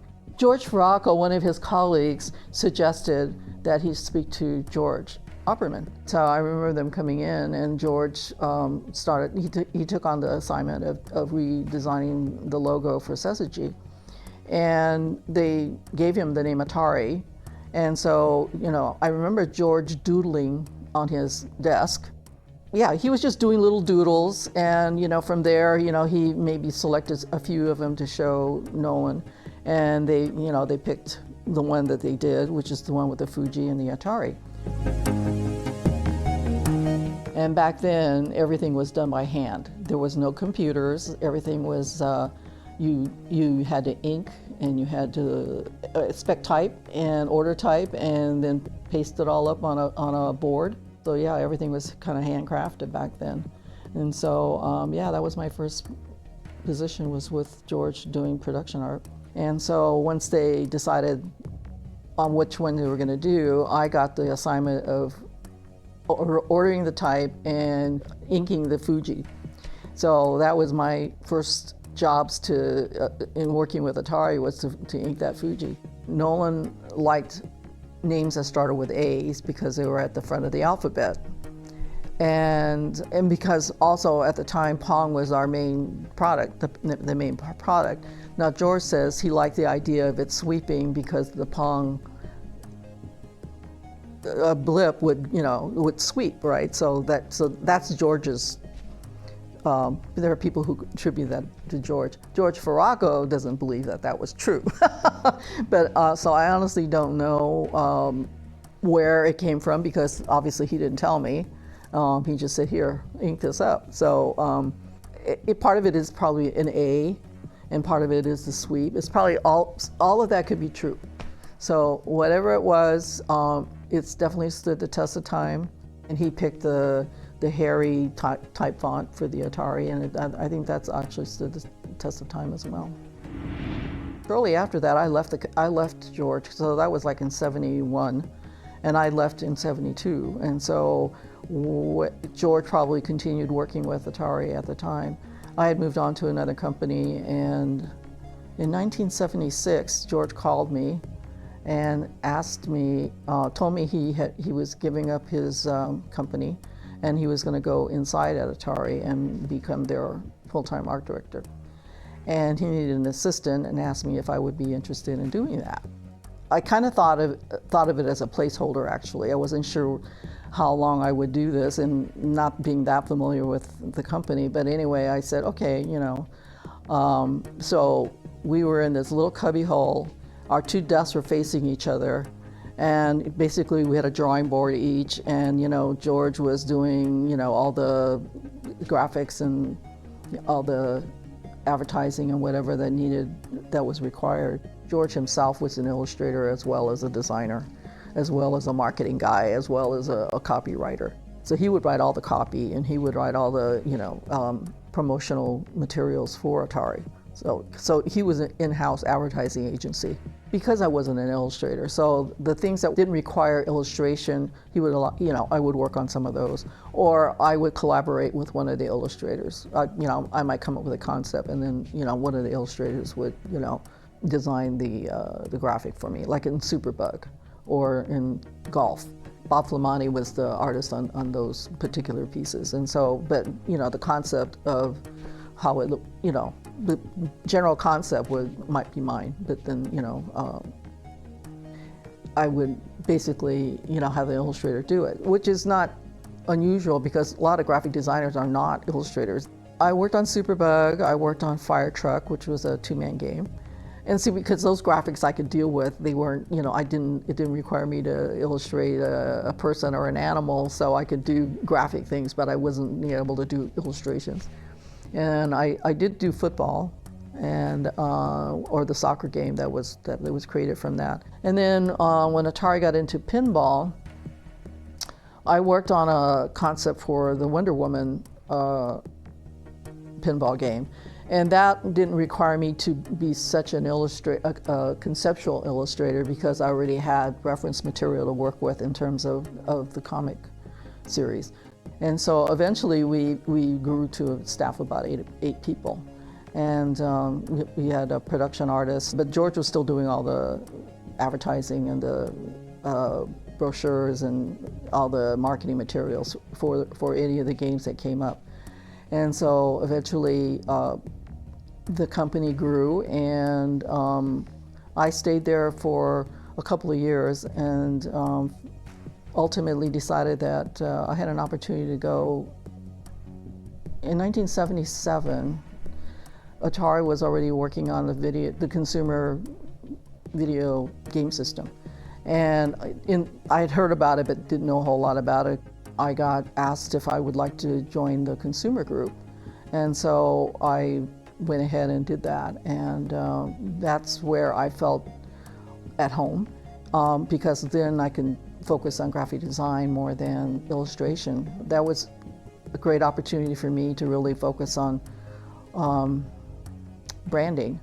They were starting to introduce some other game systems. And so they wanted to figure out how to market it. And we wanted to take a look at what kind of packaging design do we want to go with, because at the time the VCS system was a black background with little vignettes of game players and parents and screen grabs of some of the video games. And so we decided to take a look at what we could do with it. The video computer system was sort of a generic name, and so we decided to maybe focus on blowing up the name Atari. So we made some mock-ups to do that. Basically, on a product shelf, you got 3 seconds to grab somebody's attention. We banded the box with Atari with the number of the game system, and we created some packaging and took it to a store to see how it would stand up next to the competition. And at the time, Odyssey was out, Magnavox, Coleco, there were other game systems out there, and they were similar in design to what we had already created. So we took it to a store and took some photographs, and with the other competition in the background, it was clear that the Atari, branding big was the way to go. It's like, hello, why didn't we think of that sooner? but obviously somebody didn't think of it before we did. And then at the same time, I think Star Wars came out, and so we thought, well, gee, the space age was coming about, and so maybe we should look at, maybe color isn't the way to go. So they wanted to see what else we could do to make it look more space agey. So we came up with the silver concept of the packaging, and ultimately that's the way we went. At the time, our cartridge boxes were all real colorful and rainbow. The rainbow stripes seemed to be sophisticated enough and give it some color. And so from that, I thought it went underneath the silver band on all the boxes, so it seemed to work for that. And I think that was sort of a nod to the fact that, okay, we still have, the rainbow was sort of a nod to all the color boxes. The Fuji's always stayed there, and I think the typefaces always stay there. Although some people have played around with the typeface a little bit, but you can't change it. It's a classic.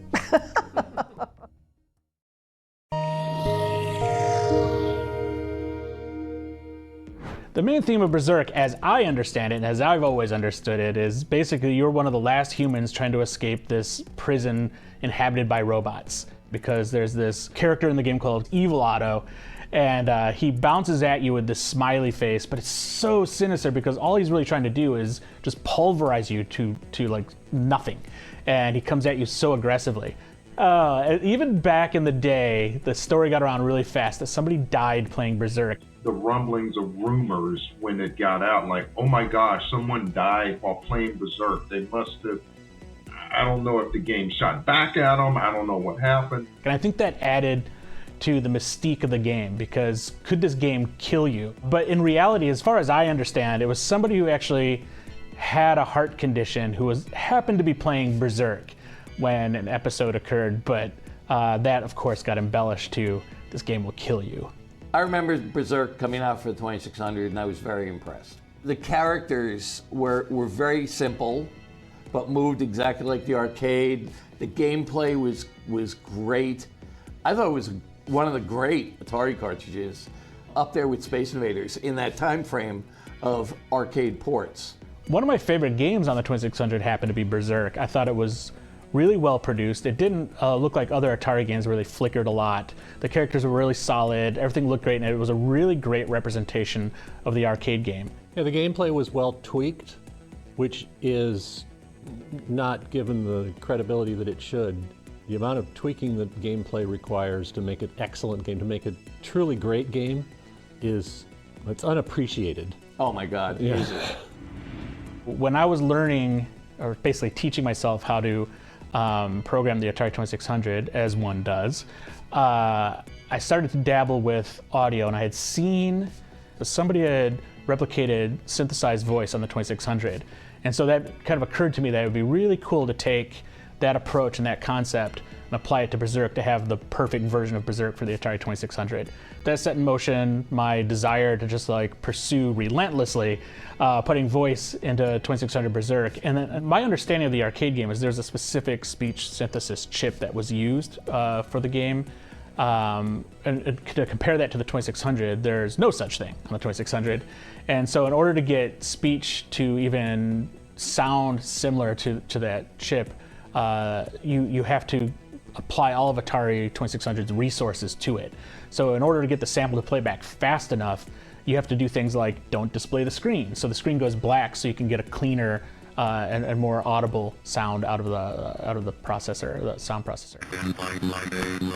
Some of the changes that I had applied to the game early on were mostly palette related and some graphical changes. Also added a title screen. I always felt that like later Atari 2600 games that had title screens were really cool, so I wanted us to feel like those. But ultimately that was where my work ended. But then the community hopped in after that release, and Dennis DeBro particularly found out by disassembling the game that there was actually code for the robots to shoot diagonally like in the arcade game. I found it fascinating that after I dabbled a little bit with Berzerk to watch other people go in and find all these other things within the source code that I missed completely, and started to apply that to like what would become ultimately Berzerk Voice Enhanced.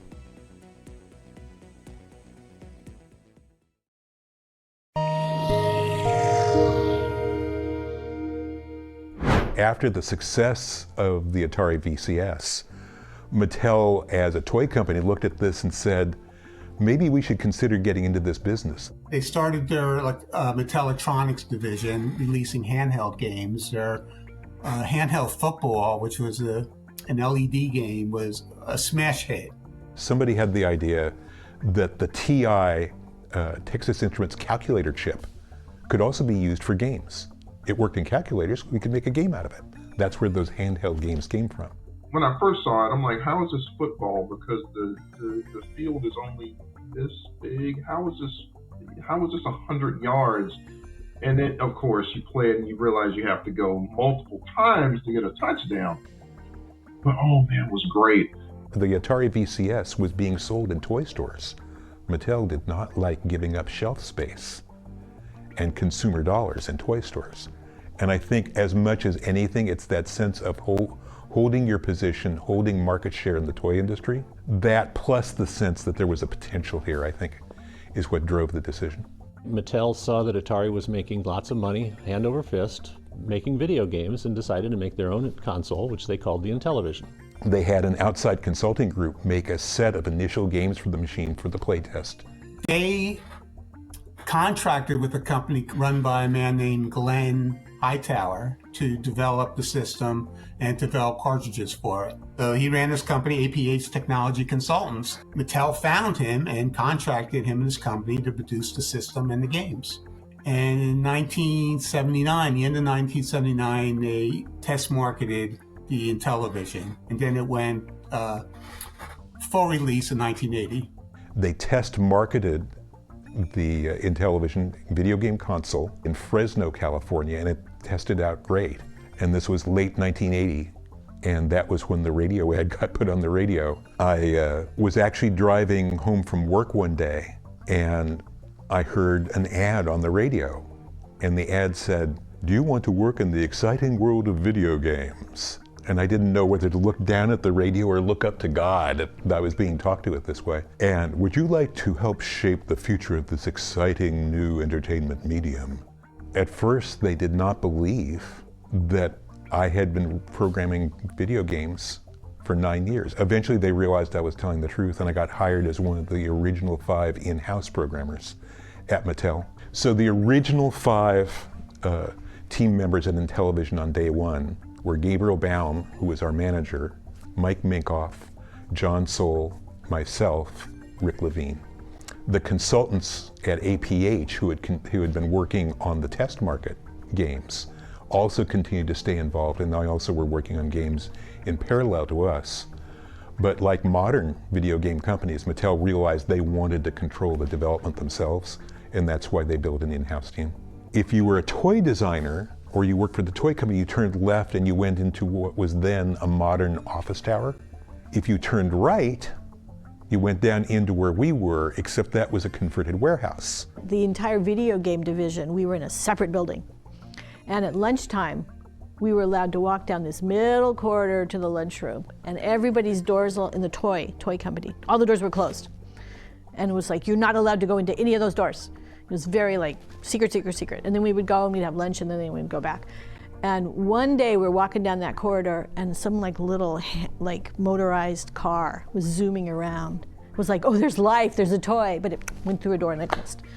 And so we were outsiders.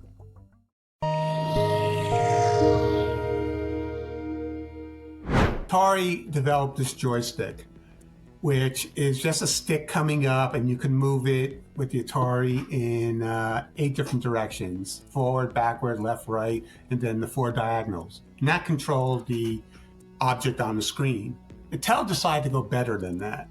Mattel controller is a rectangle with this disc on the bottom, a round disc, but 12 buttons over it.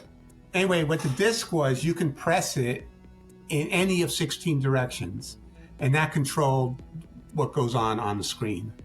If you're used to a joystick, it's difficult to work with. I didn't like the controller. I didn't like the controller. I didn't like it. I mean, a joystick with a button, that feels like a video game. This other one felt like an accounting package. The Intellivision had the bad interface versus the joystick. Things like that were just things you would argue over all the time. It felt maybe even like the games were very soft. They weren't edgy. I'd say visually the Intellivision looked a lot better, but also the 2600, because of its requirement for drawing the screen, meant that every game had to run at 60 frames per second. Like even today we had discussions like, can we get to 60 frames a second? And like every Atari game that exists is 60 frames a second, because if they didn't, they have to hit that or the screen won't draw, you know? So no Atari game has any sort of lag or anything, because they had no option to have lag. How many 2600 games were made? 600 in the original few years of the console? That was possible because the software controlled everything, and in the Intellivision, the hardware did what it could do and nothing else.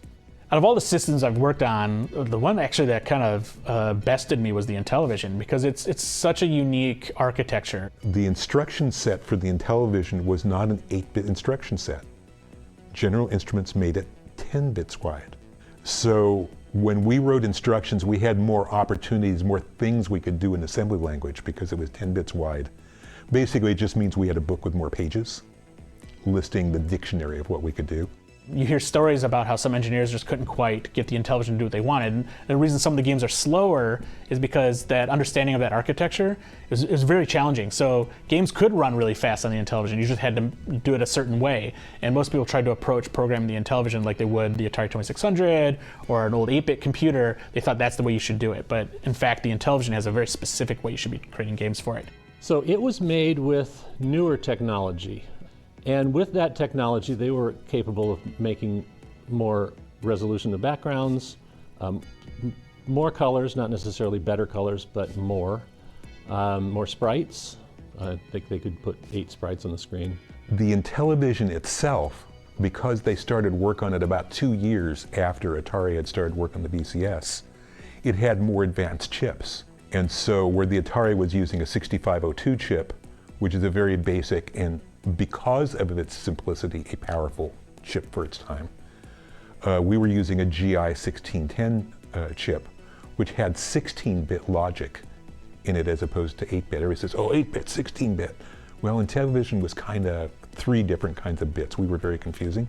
The thing is, once we programmers started doing tricks and making the Atari 2600 do things that it was not supposed to do, we ended up with more sprites than the Intellivision. I did a game called Frye, and Frye had 10 moving sprites on the screen. In many cases, a lot of engineers that were on the Atari went to Intellivision and vice versa. And then many engineers that went on to third parties like Activision and whatnot would end up working on multiple platforms. So they'd work on Intellivision and Atari. I mean, I was at a CES one day showing Pitfall, and the Intellivision programming crew came around. I remember just kind of standing behind them, and they were saying, how do you make a swinging vine that would use all 8 of our sprites? There would be nothing left for Pitfall Harry. And so the swinging vine is a trick. It's a programming trick. And without it, Pitfall doesn't exist. All the companies in the Bay Area particularly that were working on Atari and Intellivision games were told not to intermingle, not to hang out with people from the other companies because of company secrets being let loose, and nobody wants anybody to know what everybody else is working on. But occasionally the programmers would run into each other in the mall, and one of them would say, I finally figured out how you did that thing, you know, or whatever. So there was a little bit of interconnection. But then hearing that they would all get together for beers at people's houses and play the games they're working on with everybody. And so it was like completely opposite of what they were asked to do. But it was a way for them all to keep sane and also to help each other out. Because once everybody was able to share what they had, even though they weren't supposed to, it really helped everybody understand like how they could improve their games and all stuff with all these great designers in the area.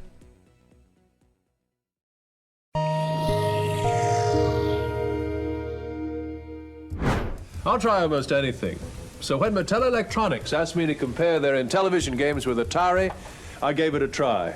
Mattel started making these commercials with George Plimpton, comparing the two systems. He was a writer who was brought in as the spokesperson for Intellivision. He would prop up a 2600 game against an Intellivision game and just ask you, basically ask you to tell the difference. And I think the commercials played that up. You know, as you said, the commercials, you know, implied you were high and mighty if you could afford a Intellivision and you weren't stuck down in the, you know, dregs with your Atari machine.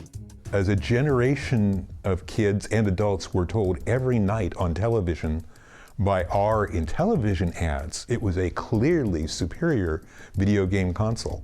And so you'd see this like really amazing baseball game on the Intellivision that like in our eyes back then looked like real baseball, and then you see like some blocks over on the 2600 and weird sounds coming out, and baseball talks on the Intellivision, 2600 makes beeps and that sort of thing. So they would beg you to like compare it yourself and make the decision. I compared Atari baseball with Intellivision and found Intellivision played much more like real baseball. Where the Intellivision, which cost $100 more than the VCS, where it excelled was in these sports games and great graphics. Our rival television commercials for Intellivision and Atari ran each night, and inside the company we were tracking sales to see how we were doing, and it was very much competition. And of course we wanted to beat them. Then they showed the two football games, and the Atari football I've always hated. It doesn't resemble football at all, where the Intellivision version resembles football. Then I compared Atari football with Intellivision. Again, Intellivision played more like the real game. The famous Atari game Football was like 3-on-3 or 4-on-4, and that was a travesty to football fans. So the Intellivision felt, hey, we can at least, here's a baseball game, you got all the people on the field. Here's a football game, you have a bigger team. Our emphasis on sports at Intellivision was just recognizing that those were the games that we were doing that people were most responding to.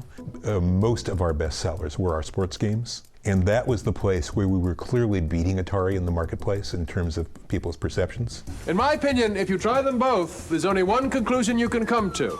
Intellivision from Mattel Electronics. The problem was they didn't have any arcade games. And Atari, being an arcade company, excelled in arcade games.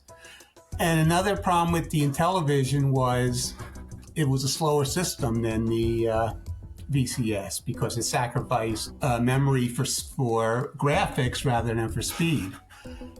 And so Atari retaliated with their own commercial showing this nerdy looking kid and saying, well, here's Atari's arcade games and here's Mattel's arcade games, and there are no Mattel arcade games. As an intelligent consumer, I wanted to compare Atari Asteroids with other companies' Asteroids. But other companies don't make Asteroids. Atari had coin-op games that had great brands that people already knew, and that they could bring those into their home operation. We didn't have that at Mattel. And so we ended up licensing with Data East. But even then we were doing more games that were derivative or copy type, just to try and keep pace with Atari. I wanted to compare Atari Missile Command with other companies' missile commands, but other companies don't make that either.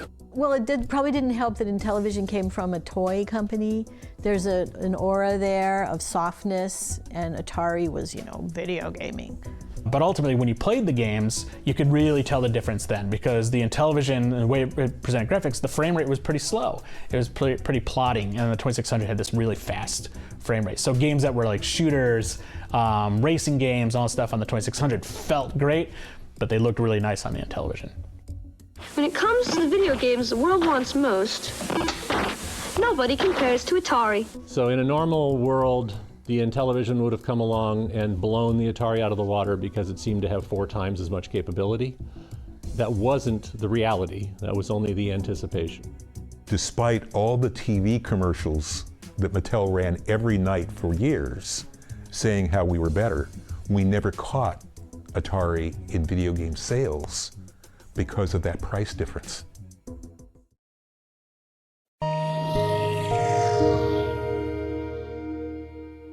Mattel Electronics had no interest in making cartridges for the Atari 2600. What happened was this Glenn Hightower, who made the original cartridges for the Intellivision, he realized he got a bad deal out of it. Whatever games they sold to Mattel, they would get $30,000. Meanwhile, Mattel would turn around and sell like 50,000 copies of the games for a huge amount of money. And so he decided, well, why I should get in on this side. So he had his people reverse engineer the Atari 2600. They started making Atari versions of the Intellivision games.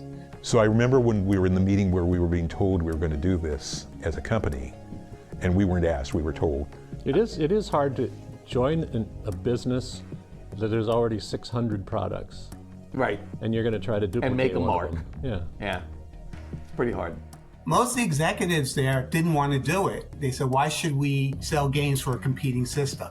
Also, they're worried that people will look down on them, like, they're jumping on the bandwagon for another company. And then Hightower convinced them there's 10 million Atari VCSs out there. There's 2 million Intellivisions out there. So instead of selling games just for 2 million consoles, you could sell games for potentially 12 million consoles. And Mattel liked that idea, and that's why they went with it.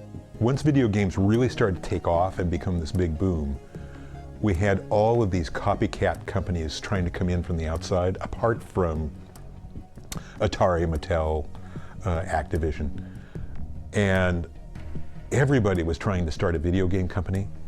So you had Games by Apollo, which some investors started up. You had the Quaker Oats video game division. And I say that and people think, oh, Don's joking. No, there really was a Quaker Oats video game division. When you have all that kind of stuff going on and people trying to build games for Intellivision and for Atari, at a certain point, I think both companies decided, I don't know who went first or who influenced, well, we should probably be making games for each other because it's now at the point. We make games. Mattel wants to make Atari games. Everybody has an Atari. We want to sell games. That was what they told us. Atari's everywhere, so let's make games that people will buy because of that. As the teams evolved and kind of subdivided, one of the factors was those who had experience on 6502, which was quite a few of our programmers at that point. They tended to migrate more towards the VCS, and those who did not certainly were staying on Intellivision. And I was hired just to do the VCS, nothing else, because I had learned machine language, in college. And the VCS runs on machine language. Some folks just loved the Intellivision and didn't want to go anywhere. For other people, it was kind of like, oh, we get to go head to head with Atari? That would be fun. There was that added art part too, of let's be a step above. There was definitely that concept of we're going to be above Astro Smash or whatever those other things are. We're going to be special, high society Atari. We as a whole, as a group, both M Network and Intellivision, felt like we had really good artists. So when I think about that, what Jane is saying rings true. We were good at combining artists and programmers in a way that brought the best out in both the programmers and the artists.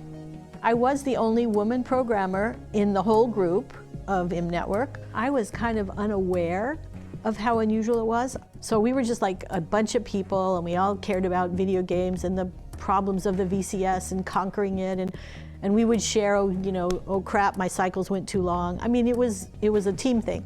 Somebody told me, you know that company M Network at CES?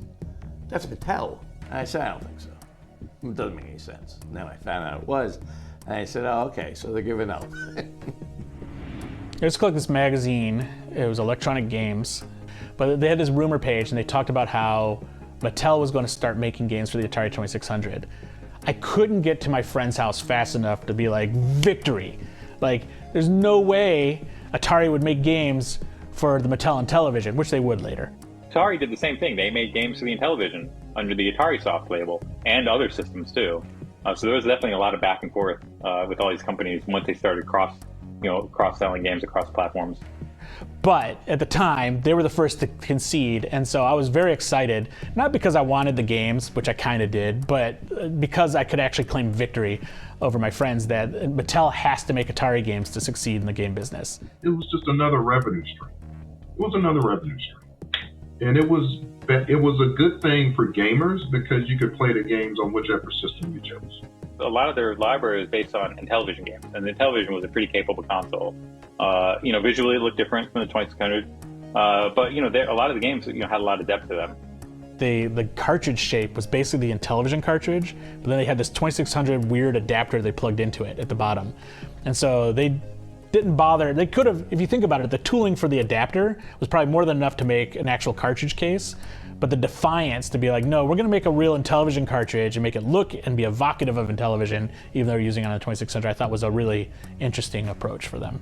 When I heard they were coming out with Atari games, I was in the camp that, they know that that's the market leader. We might as well jump on the bandwagon. And there were so many. There must have been at least 2-3 dozen companies at that time producing games for the 2600. So what's another one? The sports games were fantastic from M Network, and I remember really liking Star Strike on the Intellivision because it felt like the sequence from Star Wars were going to the trench, and that was coming to the 2600. So secretly I was super excited that I was going to start getting these Intellivision games on the Atari 2600. The hyped Mattel games like Astro Smash, which became Astro Blast, I like that game. And I think it was better to play on the Atari with the joystick than it was to play on the Intellivision with the disc. One game I played a lot of, probably more than any others, and it's a weird outlier, is Frogs and Flies, which is a port of Frog Bog. Dark Cavern, a good version of Night Stalker, which should have been my favorite. It's one of my favorites, but it was Frogs and Flies. I played a hell of a lot of Frogs and Flies. They run the gamut as far as being good and bad. But a lot of them are based on Intellivision titles that didn't already exist on the 2600. So I think it's great that they did that. They pushed the limits of the Atari 2600. So games like Bump and Jump or Air Raiders or even like their football and baseball games, they were pretty impressive games. They looked really close to their Intellivision counterparts, but also had their own unique look, and they had no compromises. So for a company to kind of come in and just try to cash in on the Atari craze, that isn't what it felt like. It actually felt like they were coming in here to make a difference and make really good, solid Atari 2600 games. So I like to think that we raised the bar. And then maybe others came along and did way better, who knows? But we cracked it. We said, hey, you don't have to do the old hat stuff. You can play with it like it's an instrument. You can pluck the strings different ways.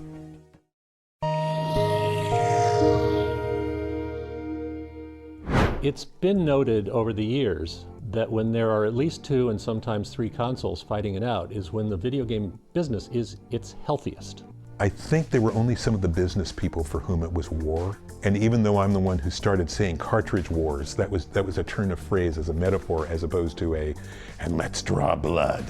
But inside the toy industry, they really did think that way. Maybe it was mid-November of '82. And so we do a demo. But the VP of marketing, his fancy suit, sitting there. The VP turns his head very slowly and he looks at me and he goes, "What you have to understand, young man, is that we are at war. We are at war with Atari, which tells you the attitudes of Mattel. Every sale that we make takes something away from Atari and gives it to us. And even if I can't sell it now, I can stop somebody from buying an Atari now with this game. And that's why we're putting it on television. And you have to understand that this is a war. I don't know if I can get my eyelids as close as low as his, but so we got the speech. To Atari, it was a console war. To Mattel's Intellivision, it was a console war. To Activision, it was an opportunity. And as kids, we didn't care at all. You know, I would go over friends' houses to play ColecoVision, and I was amazed. You know, like Donkey Kong was amazing. The controller sucked, but the games were still a blast to play, and we just ignored that. And same thing with Intellivision. Tons of fun games in the Intellivision. The controller sucked, but we didn't care. We were having fun playing the games. It's just ironic that there's much less of a console war now, because, I mean, how many different consoles can you play Call of Duty on? All of them? Right. So it doesn't even work that way anymore. But if you wanted to play a particular game, if you wanted to play Plimpton's Baseball or whatever they called it, you had to have the Intellivision. There was no other way. And that certainly did make it a battle. If you go back and you look at the old Intellivision and Atari commercials and how they duel in different ways and sometimes make fun of each other and so on, you see the height of it as far as the public was concerned. It was definitely a console war between the two console makers, but we could use any console we wanted, and in fact would occasionally do that. We would say this game would work so much better on the Intellivision, let's put it over on the Intellivision shelf and work on it when we can. So yes, there was a console war, but there were those of us who benefited from it. I mean, Atari was so far ahead in sales, I don't think they really worried about the Intel. Maybe at first they did, but they were outselling it. Yes, it was a war, but I think that the money was so heavily on the Atari side that, you know, Mattel was fighting a losing battle out the door. Atari sold about 27.5 million VCSs. That's between 1977 and 1991. I don't know if that's if the numbers for the Intellivision are from just Mattel Electronics, but their total run was about 3 million. Well, you know, they say that history goes to the victors. As the guy who coined the term console war, I would say actually that Atari won the first console war, because as much as I hate to say it, we never caught Atari in sales. We never sold as many games, we never sold as many consoles. Making money in this business is something that you have to do in order to keep making games. We're driven by passion, we have a love of making games. In the end, console wars are the business part of it. We as game makers never felt like we were at war, we're just trying to build great games that will sell.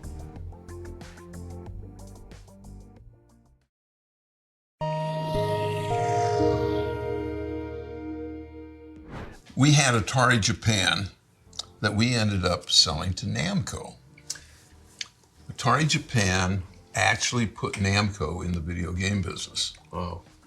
Before that, the only thing they did were kiddie rides. Why did you end up selling it to Namco? What? Okay, we were young and dumb. And it turns out that in order to establish a business in Japan, you need all kinds of regulations, none of which we did. We actually started it by taking suitcases full of money, cash, and we rented a building, and we hired people. In Tokyo? In Tokyo. Oh, man. And it was a thing where all of a sudden, they kind of started catching up to us, and we thought, okay, this is not good. Maybe we can sell it. Did you make a profit on the thing? We actually did. Nice. Nice. All's well that ends well. Yeah, but it was just, you know, there's an interesting story there too. Pong for the home did not do well in Japan. Too much space? Kids wouldn't have their friends over. There wasn't a place. Homes were too small, and so kids would meet in a coffee shop or a karaoke center or something like that, but not at home. So the game that took off in Japan was actually Breakout. That's what established the consumer game market in Japan.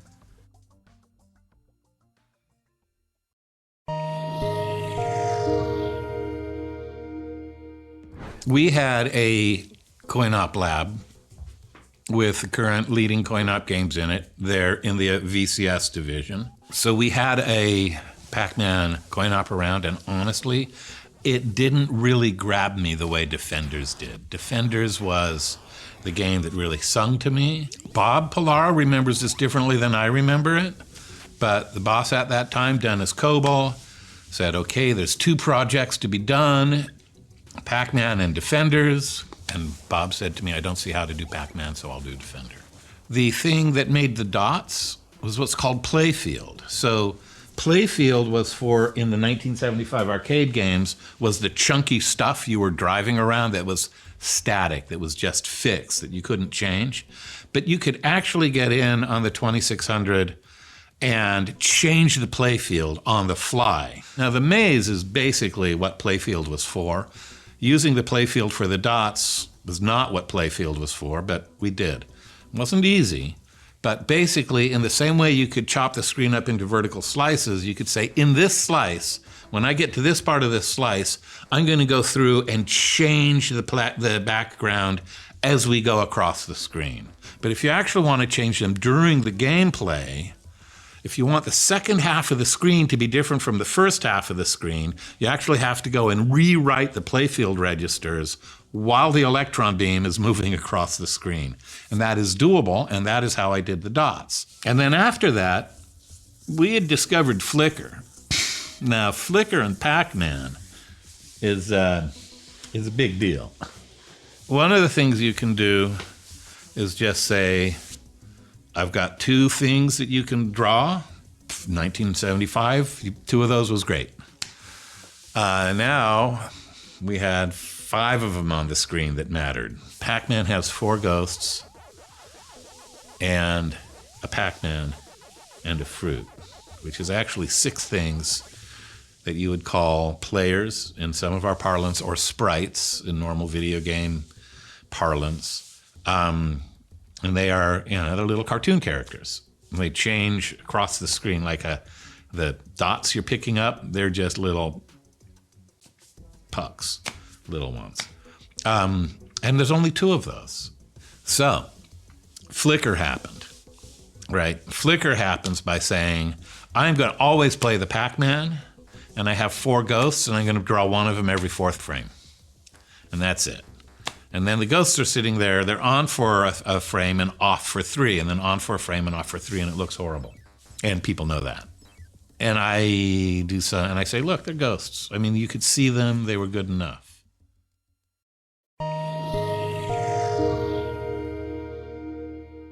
I made this decision in Pac-Man to support the 2-player game. So for me, what I considered to be really important about the coin-op game, and a lot of coin-op games do this, they're 2-player games. You come up, you put in 2 quarters, player 1's up, player 1 gets through however far and then loses, dies.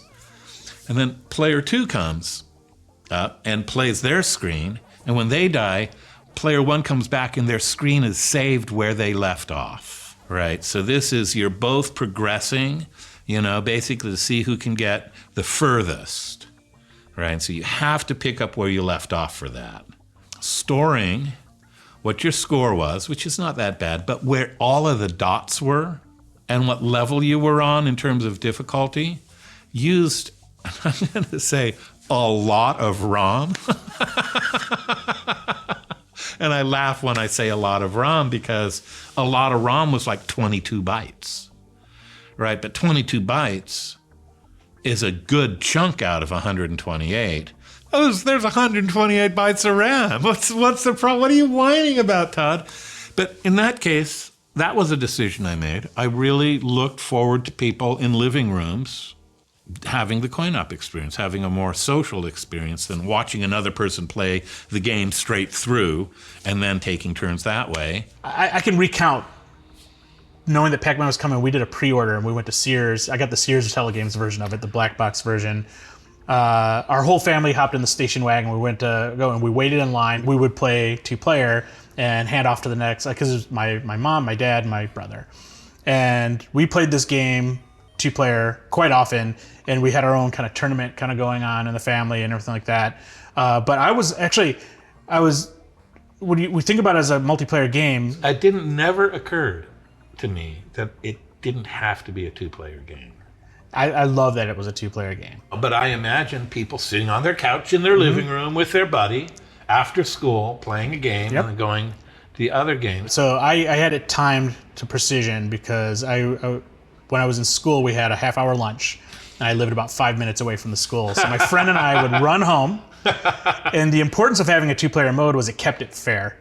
Because if one of us just started playing, the other person didn't get a turn. Right. And I think that after they just play through all Until their lives. The whole games, right? Yeah, and so that really sucked. So 2-player mode was essential when you had very time-critical play. Kind of not just that. I imagine that the whole emotional dynamic of, okay, my turn. I'll see how I do with this life. Yeah. And then, okay, now it's my life. And then yours, it's like, and like I get what you just said, the alteration is at a finer grain. Yeah. So you both get more kind of, you get maybe the same amount of playtime total. But we went from a very competitive, when it was just one game at a time, to us actually kind of like cooperatively wanting each person to do really well. I don't know what the psychological reason for that was.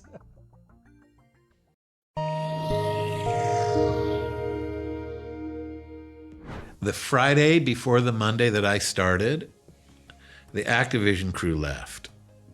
They all just like up and left to form Activision. They wanted their name on the titles and they wanted royalties.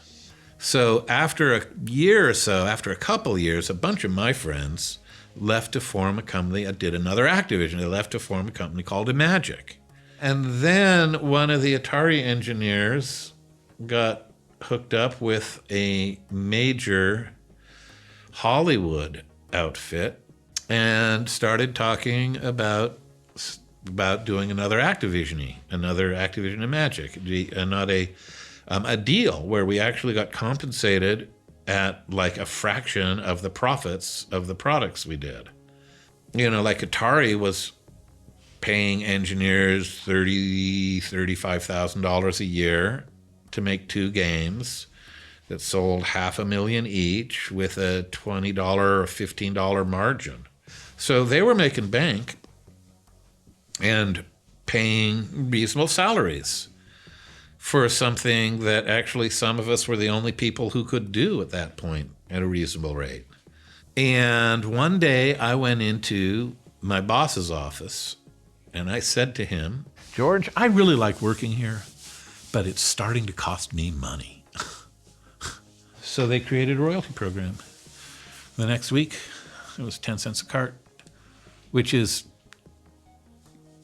a pittance, actually. We were not businessmen. We were software engineers. We were pocket protector, thick glass nerds. We were nerds and burnout hippie nerds, and we were not Steve Jobs. We were not going, no, 10 cents isn't enough. We went, oh, that's great. And that was like in very early March. And then Pac-Man sold 3 million copies in 2 weeks. And in early April, I got a check for $300,000, and that was awesome. So my last name is Frye, F-R-Y-E. And there's a boot company. Someone in coin-op, someone had gotten a big poster for Frye boots and written in large letters at the top, "Why Frye?" And it's, there's a thing in Logic layout where if you put a line across the top of something, it's a knot. So I took a big black pen and put a black line across the top of the Y, because why not Frye? I am the oldest I have ever been. Got the whole rest of my life ahead of me. It's the longest since those times. And I actually am kind of having some kind of pensive retrospection.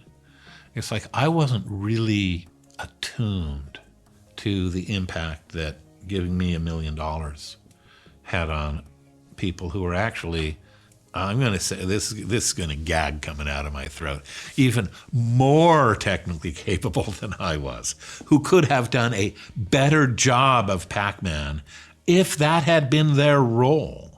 And I just, why me? It's just right. The not wrong person at just the right place at just the right time.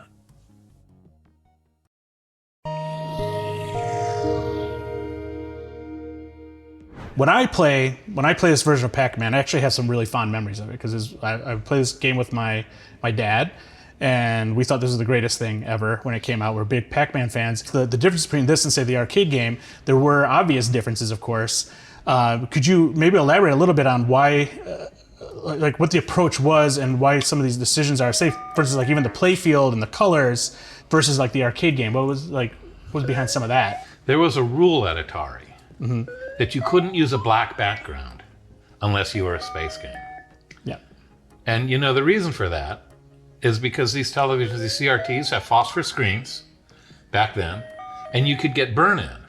I was gonna say, that still happens today even with OLEDs. I noticed because I've played the Atari on an OLED, and I've played this game called Mousetrap, and it has pure black. Well, we had a rule, and and again, I've said this, I don't think there's anyone who says, wow, the game is way better with that blue background, but there are a lot of people who say, why isn't the arcade colors? Yeah. That's the answer, and I think it would have been probably better if it had the arcade colors. Now, what I'm fascinated by looking back is that no one in the signal path between me and out there went, oh, maybe we should give this game a, a pass on that rule. Well, the thing about these video games is that back then it was so new that I don't know, that you could walk up to a game and say what the most important features were. Now, I walked up to this game and said, well, ghosts, Pac-Man, dots, power pills, maze, right? I think there are some things that make Pac-Man Pac-Man. Yep. But we didn't know back then how much which less essential features were salient. My father had a pizza shop on Ocean Avenue in San Francisco in like the early 60s. And I used to go there when I was like 7 and 8. And there's this little pharmacy, and they had these comic books which were great literature abridged versions, right? Of like, I don't know if you've ever seen these, but I have. I think I know what you're talking about. It's like, here's Treasure Island. Exactly. Here's pick another book whose name I forget. 20,000 Leagues Under the Sea. 20,000 Leagues Under the Sea. War and Peace, which, was 12 pages. Extremely abridged. Extremely abridged. And so I thought of this as being that, because we were not going to be able to get, like, for instance, Pac-Man has a very distinct process. After I was done with this, I went with Jim Andreasen to Tokyo, to Namco, for them to explain how Pac-Man worked for the 400-800 version. Yeah. And each ghost has a separate algorithm for how it moves. When it comes to a decision point, I could never have done that with the amount of RAM and ROM I have. Instead of having that algorithm for each player, I'm actually very proud of this.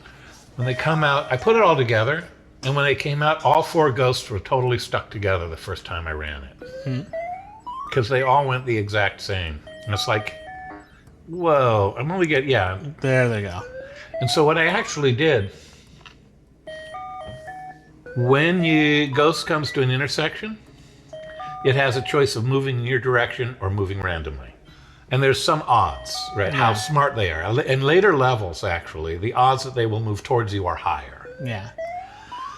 And then I take the ghost numbers, 0, 1, 2, and 3, that's 2 bits. And I take the low order bit and I tweak the odds by which they will move towards you by adding that 1 bit into the percentage of tracking you. That makes them smart and smarter. And unique personality. And that's a unique personality. And then I take the second bit and add that to the speed it moves. So each ghost has a repeatable personality. Each ghost has a unique personality. This has slightly smarter and slower, slightly smarter and faster, slightly less smart and slower, and it's not this, So they're all, they separate now. Yeah. And they each have a perfectly predictable behavior. My ghosts, their decisions are all made by either a generated signal or your position at that time. So if it comes to an intersection and it's supposed to choose whether to go towards you or away from you, it will be the same choice every time if you have done the same thing up till then. As long as you repeat your pattern, the ghosts will repeat their pattern, just like in real Pac-Man. That's and cool. I am really proud of that. Yeah, it's awesome. Right. Do you remember how many they built to put into distribution?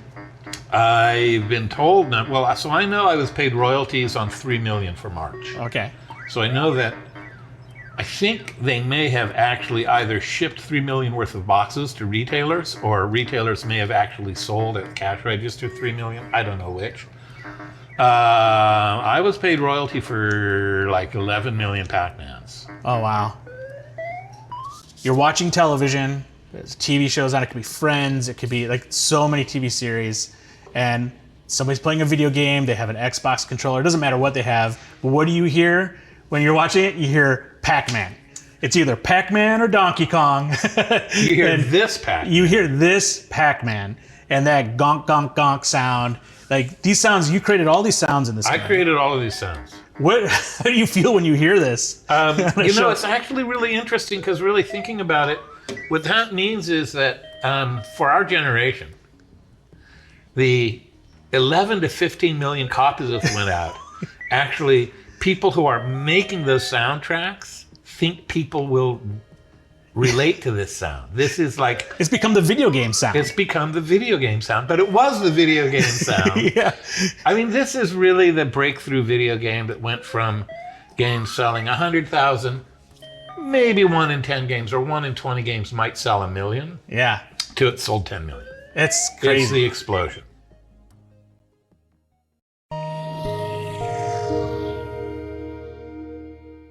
The job at General Computer was actually my first job. They had just inked a deal with Warner, Atari's parent at the time, to do a whole bunch of games, and they didn't have enough people to do it. So, they were happy to find more people. And they said, can you program something with 128 bytes of RAM? And I thought they meant 128K, which was a reasonable amount at the time, only to find out later when I showed up that it was much smaller. And it was a great experience. One of the reasons that Warner came to General Computer was they thought that they would get a more professional atmosphere and work product. But again, there was fun. We had a fire pole to get from the second floor to the first floor. We had an arcade. We played games on our coffee breaks. Everybody was really, really, really top notch. In '83, GCC hired more MIT graduates than any other company besides IBM and Xerox. So everybody was really good. And I was one of the oldest people. I think I was all of 27 or something. Glenn Parker was actually part of that team as well. For Galaxian, it was just Glenn and myself. Glenn was a great programmer, and he was doing the gameplay. I was doing the graphics part because I wanted to learn how to do that. We could ask each other questions or whatever, and he was sitting right in back of me, or I guess on the other side of me. And so we could bounce things off of each other on a constant basis. There was also Hattie Goodson, who did the music and some of the early graphics, because I can't draw and I can't do music. The music is actually really hard on the Atari 2600 because it's not a full octave. She had to kind of skip parts to make it sound right. So that was really great that she could do that. I don't know how long that would have taken us to do it. The other problem, though, was that the graphics on the Atari couldn't really handle the number of sprites that were available in the actual Galaxians. If you remember Space Invaders, it was really only 6 across because that was the standard thing. I will give, again, I'll give myself a little credit here, but I managed to discover through, again, kind of random luck, a way to get 8 things on a line and be able to turn them off and on. And that was really just hacking the code and freaking out the chip so that it did things that weren't part of the spec. And that's, I think, what really made the game. And then, of course, we went to the Consumer Electronics Show where it was shown for the first time. And it was, again, quite an ego stroke to kind of stand there and watch the programmers from other companies come and go, how did they do that?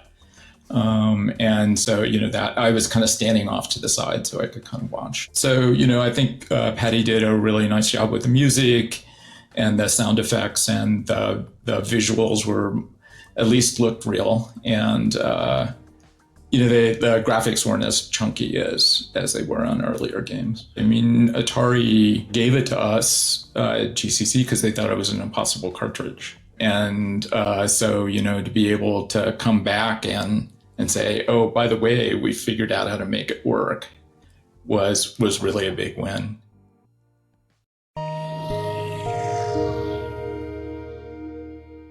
We were doing things that weren't possible. Xevious was not possible. I was the 3rd engineer assigned Xevious. I was working on my Swordquest Air World, I Ching-based game, and they asked someone to do Xevious. I said, I can't do that. And they gave it to someone else for a couple of weeks. Again, I won't name names. He said, I can't do that. So they said, Todd. And I did something. But it was not possible. There was not a snowball's chance in hell of making Xevious work on the Atari 2600. So what we had to do was find the essence. Pilar's Defender captures the essence of Defender. You can tell it's Defender. It's got a lot of flicker. Pac-Man captures the essence of Pac-Man. You can tell it's Pac-Man. It's got a lot of flicker. Xevious has the scrolling background, which is totally doable, and it's got something like up to 20 moving objects on the screen without flicker. They're all in little horizontal slices. But it's not only they're in horizontal slices, but they're actually in 2 horizontal slices scrolling over each other at different speeds. And that is awesome. It's like, it is an awesome piece of software that captured the essence. So what is it that's fun about that? It's like, so Xevious has a lot of stuff going on in the air. And there's a lot of different things that can be flying at you fast. And then it also has things going on the ground. So you have 2 planes, 2 time, you got these tanks on the ground that you can shoot with ground shooting bullets. You got these things in the sky that you can shoot with sky shooting bullets. You don't have to worry about running into the things on the ground, but they might shoot at you. And you do have to worry about dodging. It's fast. This is what made Xevious appealing at that time. People had learned enough about playing these games that they could effectively play 2 games at the same time. Shoot the thing on the ground and dodge from and shoot the things in the sky, which maybe people would not have. Actually, it's funny to think about again. Weird. 10 years earlier, 5 years earlier, 7 years earlier, when combat was the game, people might not have been able to play Xevious. I invented a way to intertwine multiple display drivers on this 2600 screen. I did this for Rob Dibble's NFL football game, where we wanted the players in their little horizontal slices, right? But I wanted 2 horizontal slices. I wanted 1 horizontal slice for the blue team and 1 horizontal slice for the red team. I stayed until 1 o'clock that morning, and I left it on Rob's screen so that when he came in, there were 2 sets of objects vertically scrolling, X's and O's, red X's and blue O's, going like this because they're running on completely separate screens, they thought. The red screen was keeping track of its vertical positions and was completely separated from the blue screen, but they were intertwined. So if you turn the blue screen off, the red screen would be going like this. You turn the red screen off and put the blue screen on, it'd be going like this. You put both on and they're going like that. And it's really cool. I mean, it was a eureka moment. But in Xevious, I needed something like 3 or 4 separate sets of objects. There's stuff coming down and shooting at you, and you need my shots going up, and you need the ground moving down, and the things moving on the ground. Yeah, miscellaneous, nightmarish wizardry in there. I mean, I get a really high moving, get a really high graphics complexity count up there on Xevious for the 2600. I used everything for the moving objects, right? Gray tanks moving across the ground, all kinds of different stuff flying in the sky. Those were all in one sprite, and they were vertically separated, but if you separate them across enough, it kind of looks like a bunch of stuff. You can't quite tell that there's only one stream of them coming. If there's some over here and some over here, and they're moving like this, it looks plenty complex.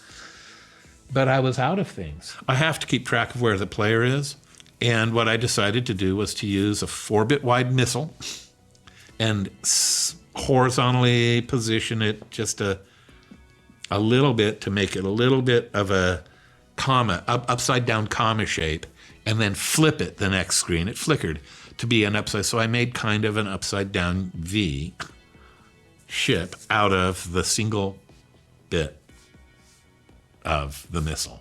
That's the ship. It's the missile. In the same way, that's funny, in the same way that I made the fruit out of a ball and a missile. I mean, this is how close you are to scraping the bottom of the barrel when you're doing impossible coin-op conversions on the Atari 2600. Oh, I'll make a piece of graphics that in the coin-op is a sweet-looking little cherry. I will make out of a blue block with a orange block inside of it. And that seemed like a good idea at the time, and it was.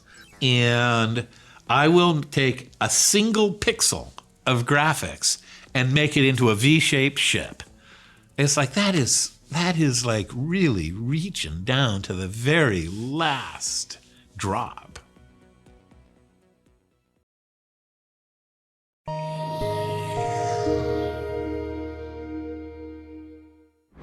When we started, video games were almost considered to be a bastardization of this wonderful technology. Why are you using it for fun when you could be creating missiles? I think we stood for innovation, and also we were the genesis story of the video game, which is kind of important. So I think you always have a hallowed position when you're the first. Yeah. When we chose the Fuji logo, I wanted to be an upward swoosh. And I think that if you look at the Atari logo, it's a collective, it's aspirational, just in the nature of the graphic. Also, Atari, I lifted it from the game of Go. Mm-hmm. So it's a game word. But I hadn't realized that it also means bullseye. Right. It also means jackpot. So, you know, it's got this affirmative. In fact, I was talking to a Japanese guy one time, and he says, very good name, Atari. Perhaps a bit boastful for Japanese. You're like, spot on for Americans. Spot on for Americans. Yeah. One of the ethos of Atari was work hard, play hard. So we always had games, not just Atari games, but foosball and pool tables in the snack rooms and what have you. What that said was, we don't care when you come to work. If you come to work, get your job done, we're okay. We're all adults here. And we don't care how you come to work. You want to wear tennis shorts and blue jeans? Do you want to wear a tuxedo? We don't care. We had one guy that liked to wear ball gowns, but that's another story. I could tell some stories, though, about how I used to mess with the people who copied me. Oh, please. Oh, I'd love to hear that. Okay. Atari started by building games that you could do in a garage shop. Mm-hmm. You know, so anybody that had a garage shop could copy us. And so of the 150,000 estimated Pong-type games that were created, Atari only shipped 30,000 of them. So we got less than a fifth of our market. Right. You know? And so as we innovated, people would start copying us. And I thought, I'm going to get them. So I had our semiconductor suppliers. We were a kind of a big deal in the semiconductor industry because they were selling a lot to the military and that sort of thing, but they'd sell 20 or 100 chips. We were buying thousands. Right. And so I had them mismark the chips. So that we had... That you guys were using? That we were using. So if somebody tried to reverse engineer it. So wow. if they reversed engineer it and just bought off the shelf those same numbers, they'd populate the board and they wouldn't work. Did you ever hear of anybody doing that? Oh yeah. We in fact, brilliant.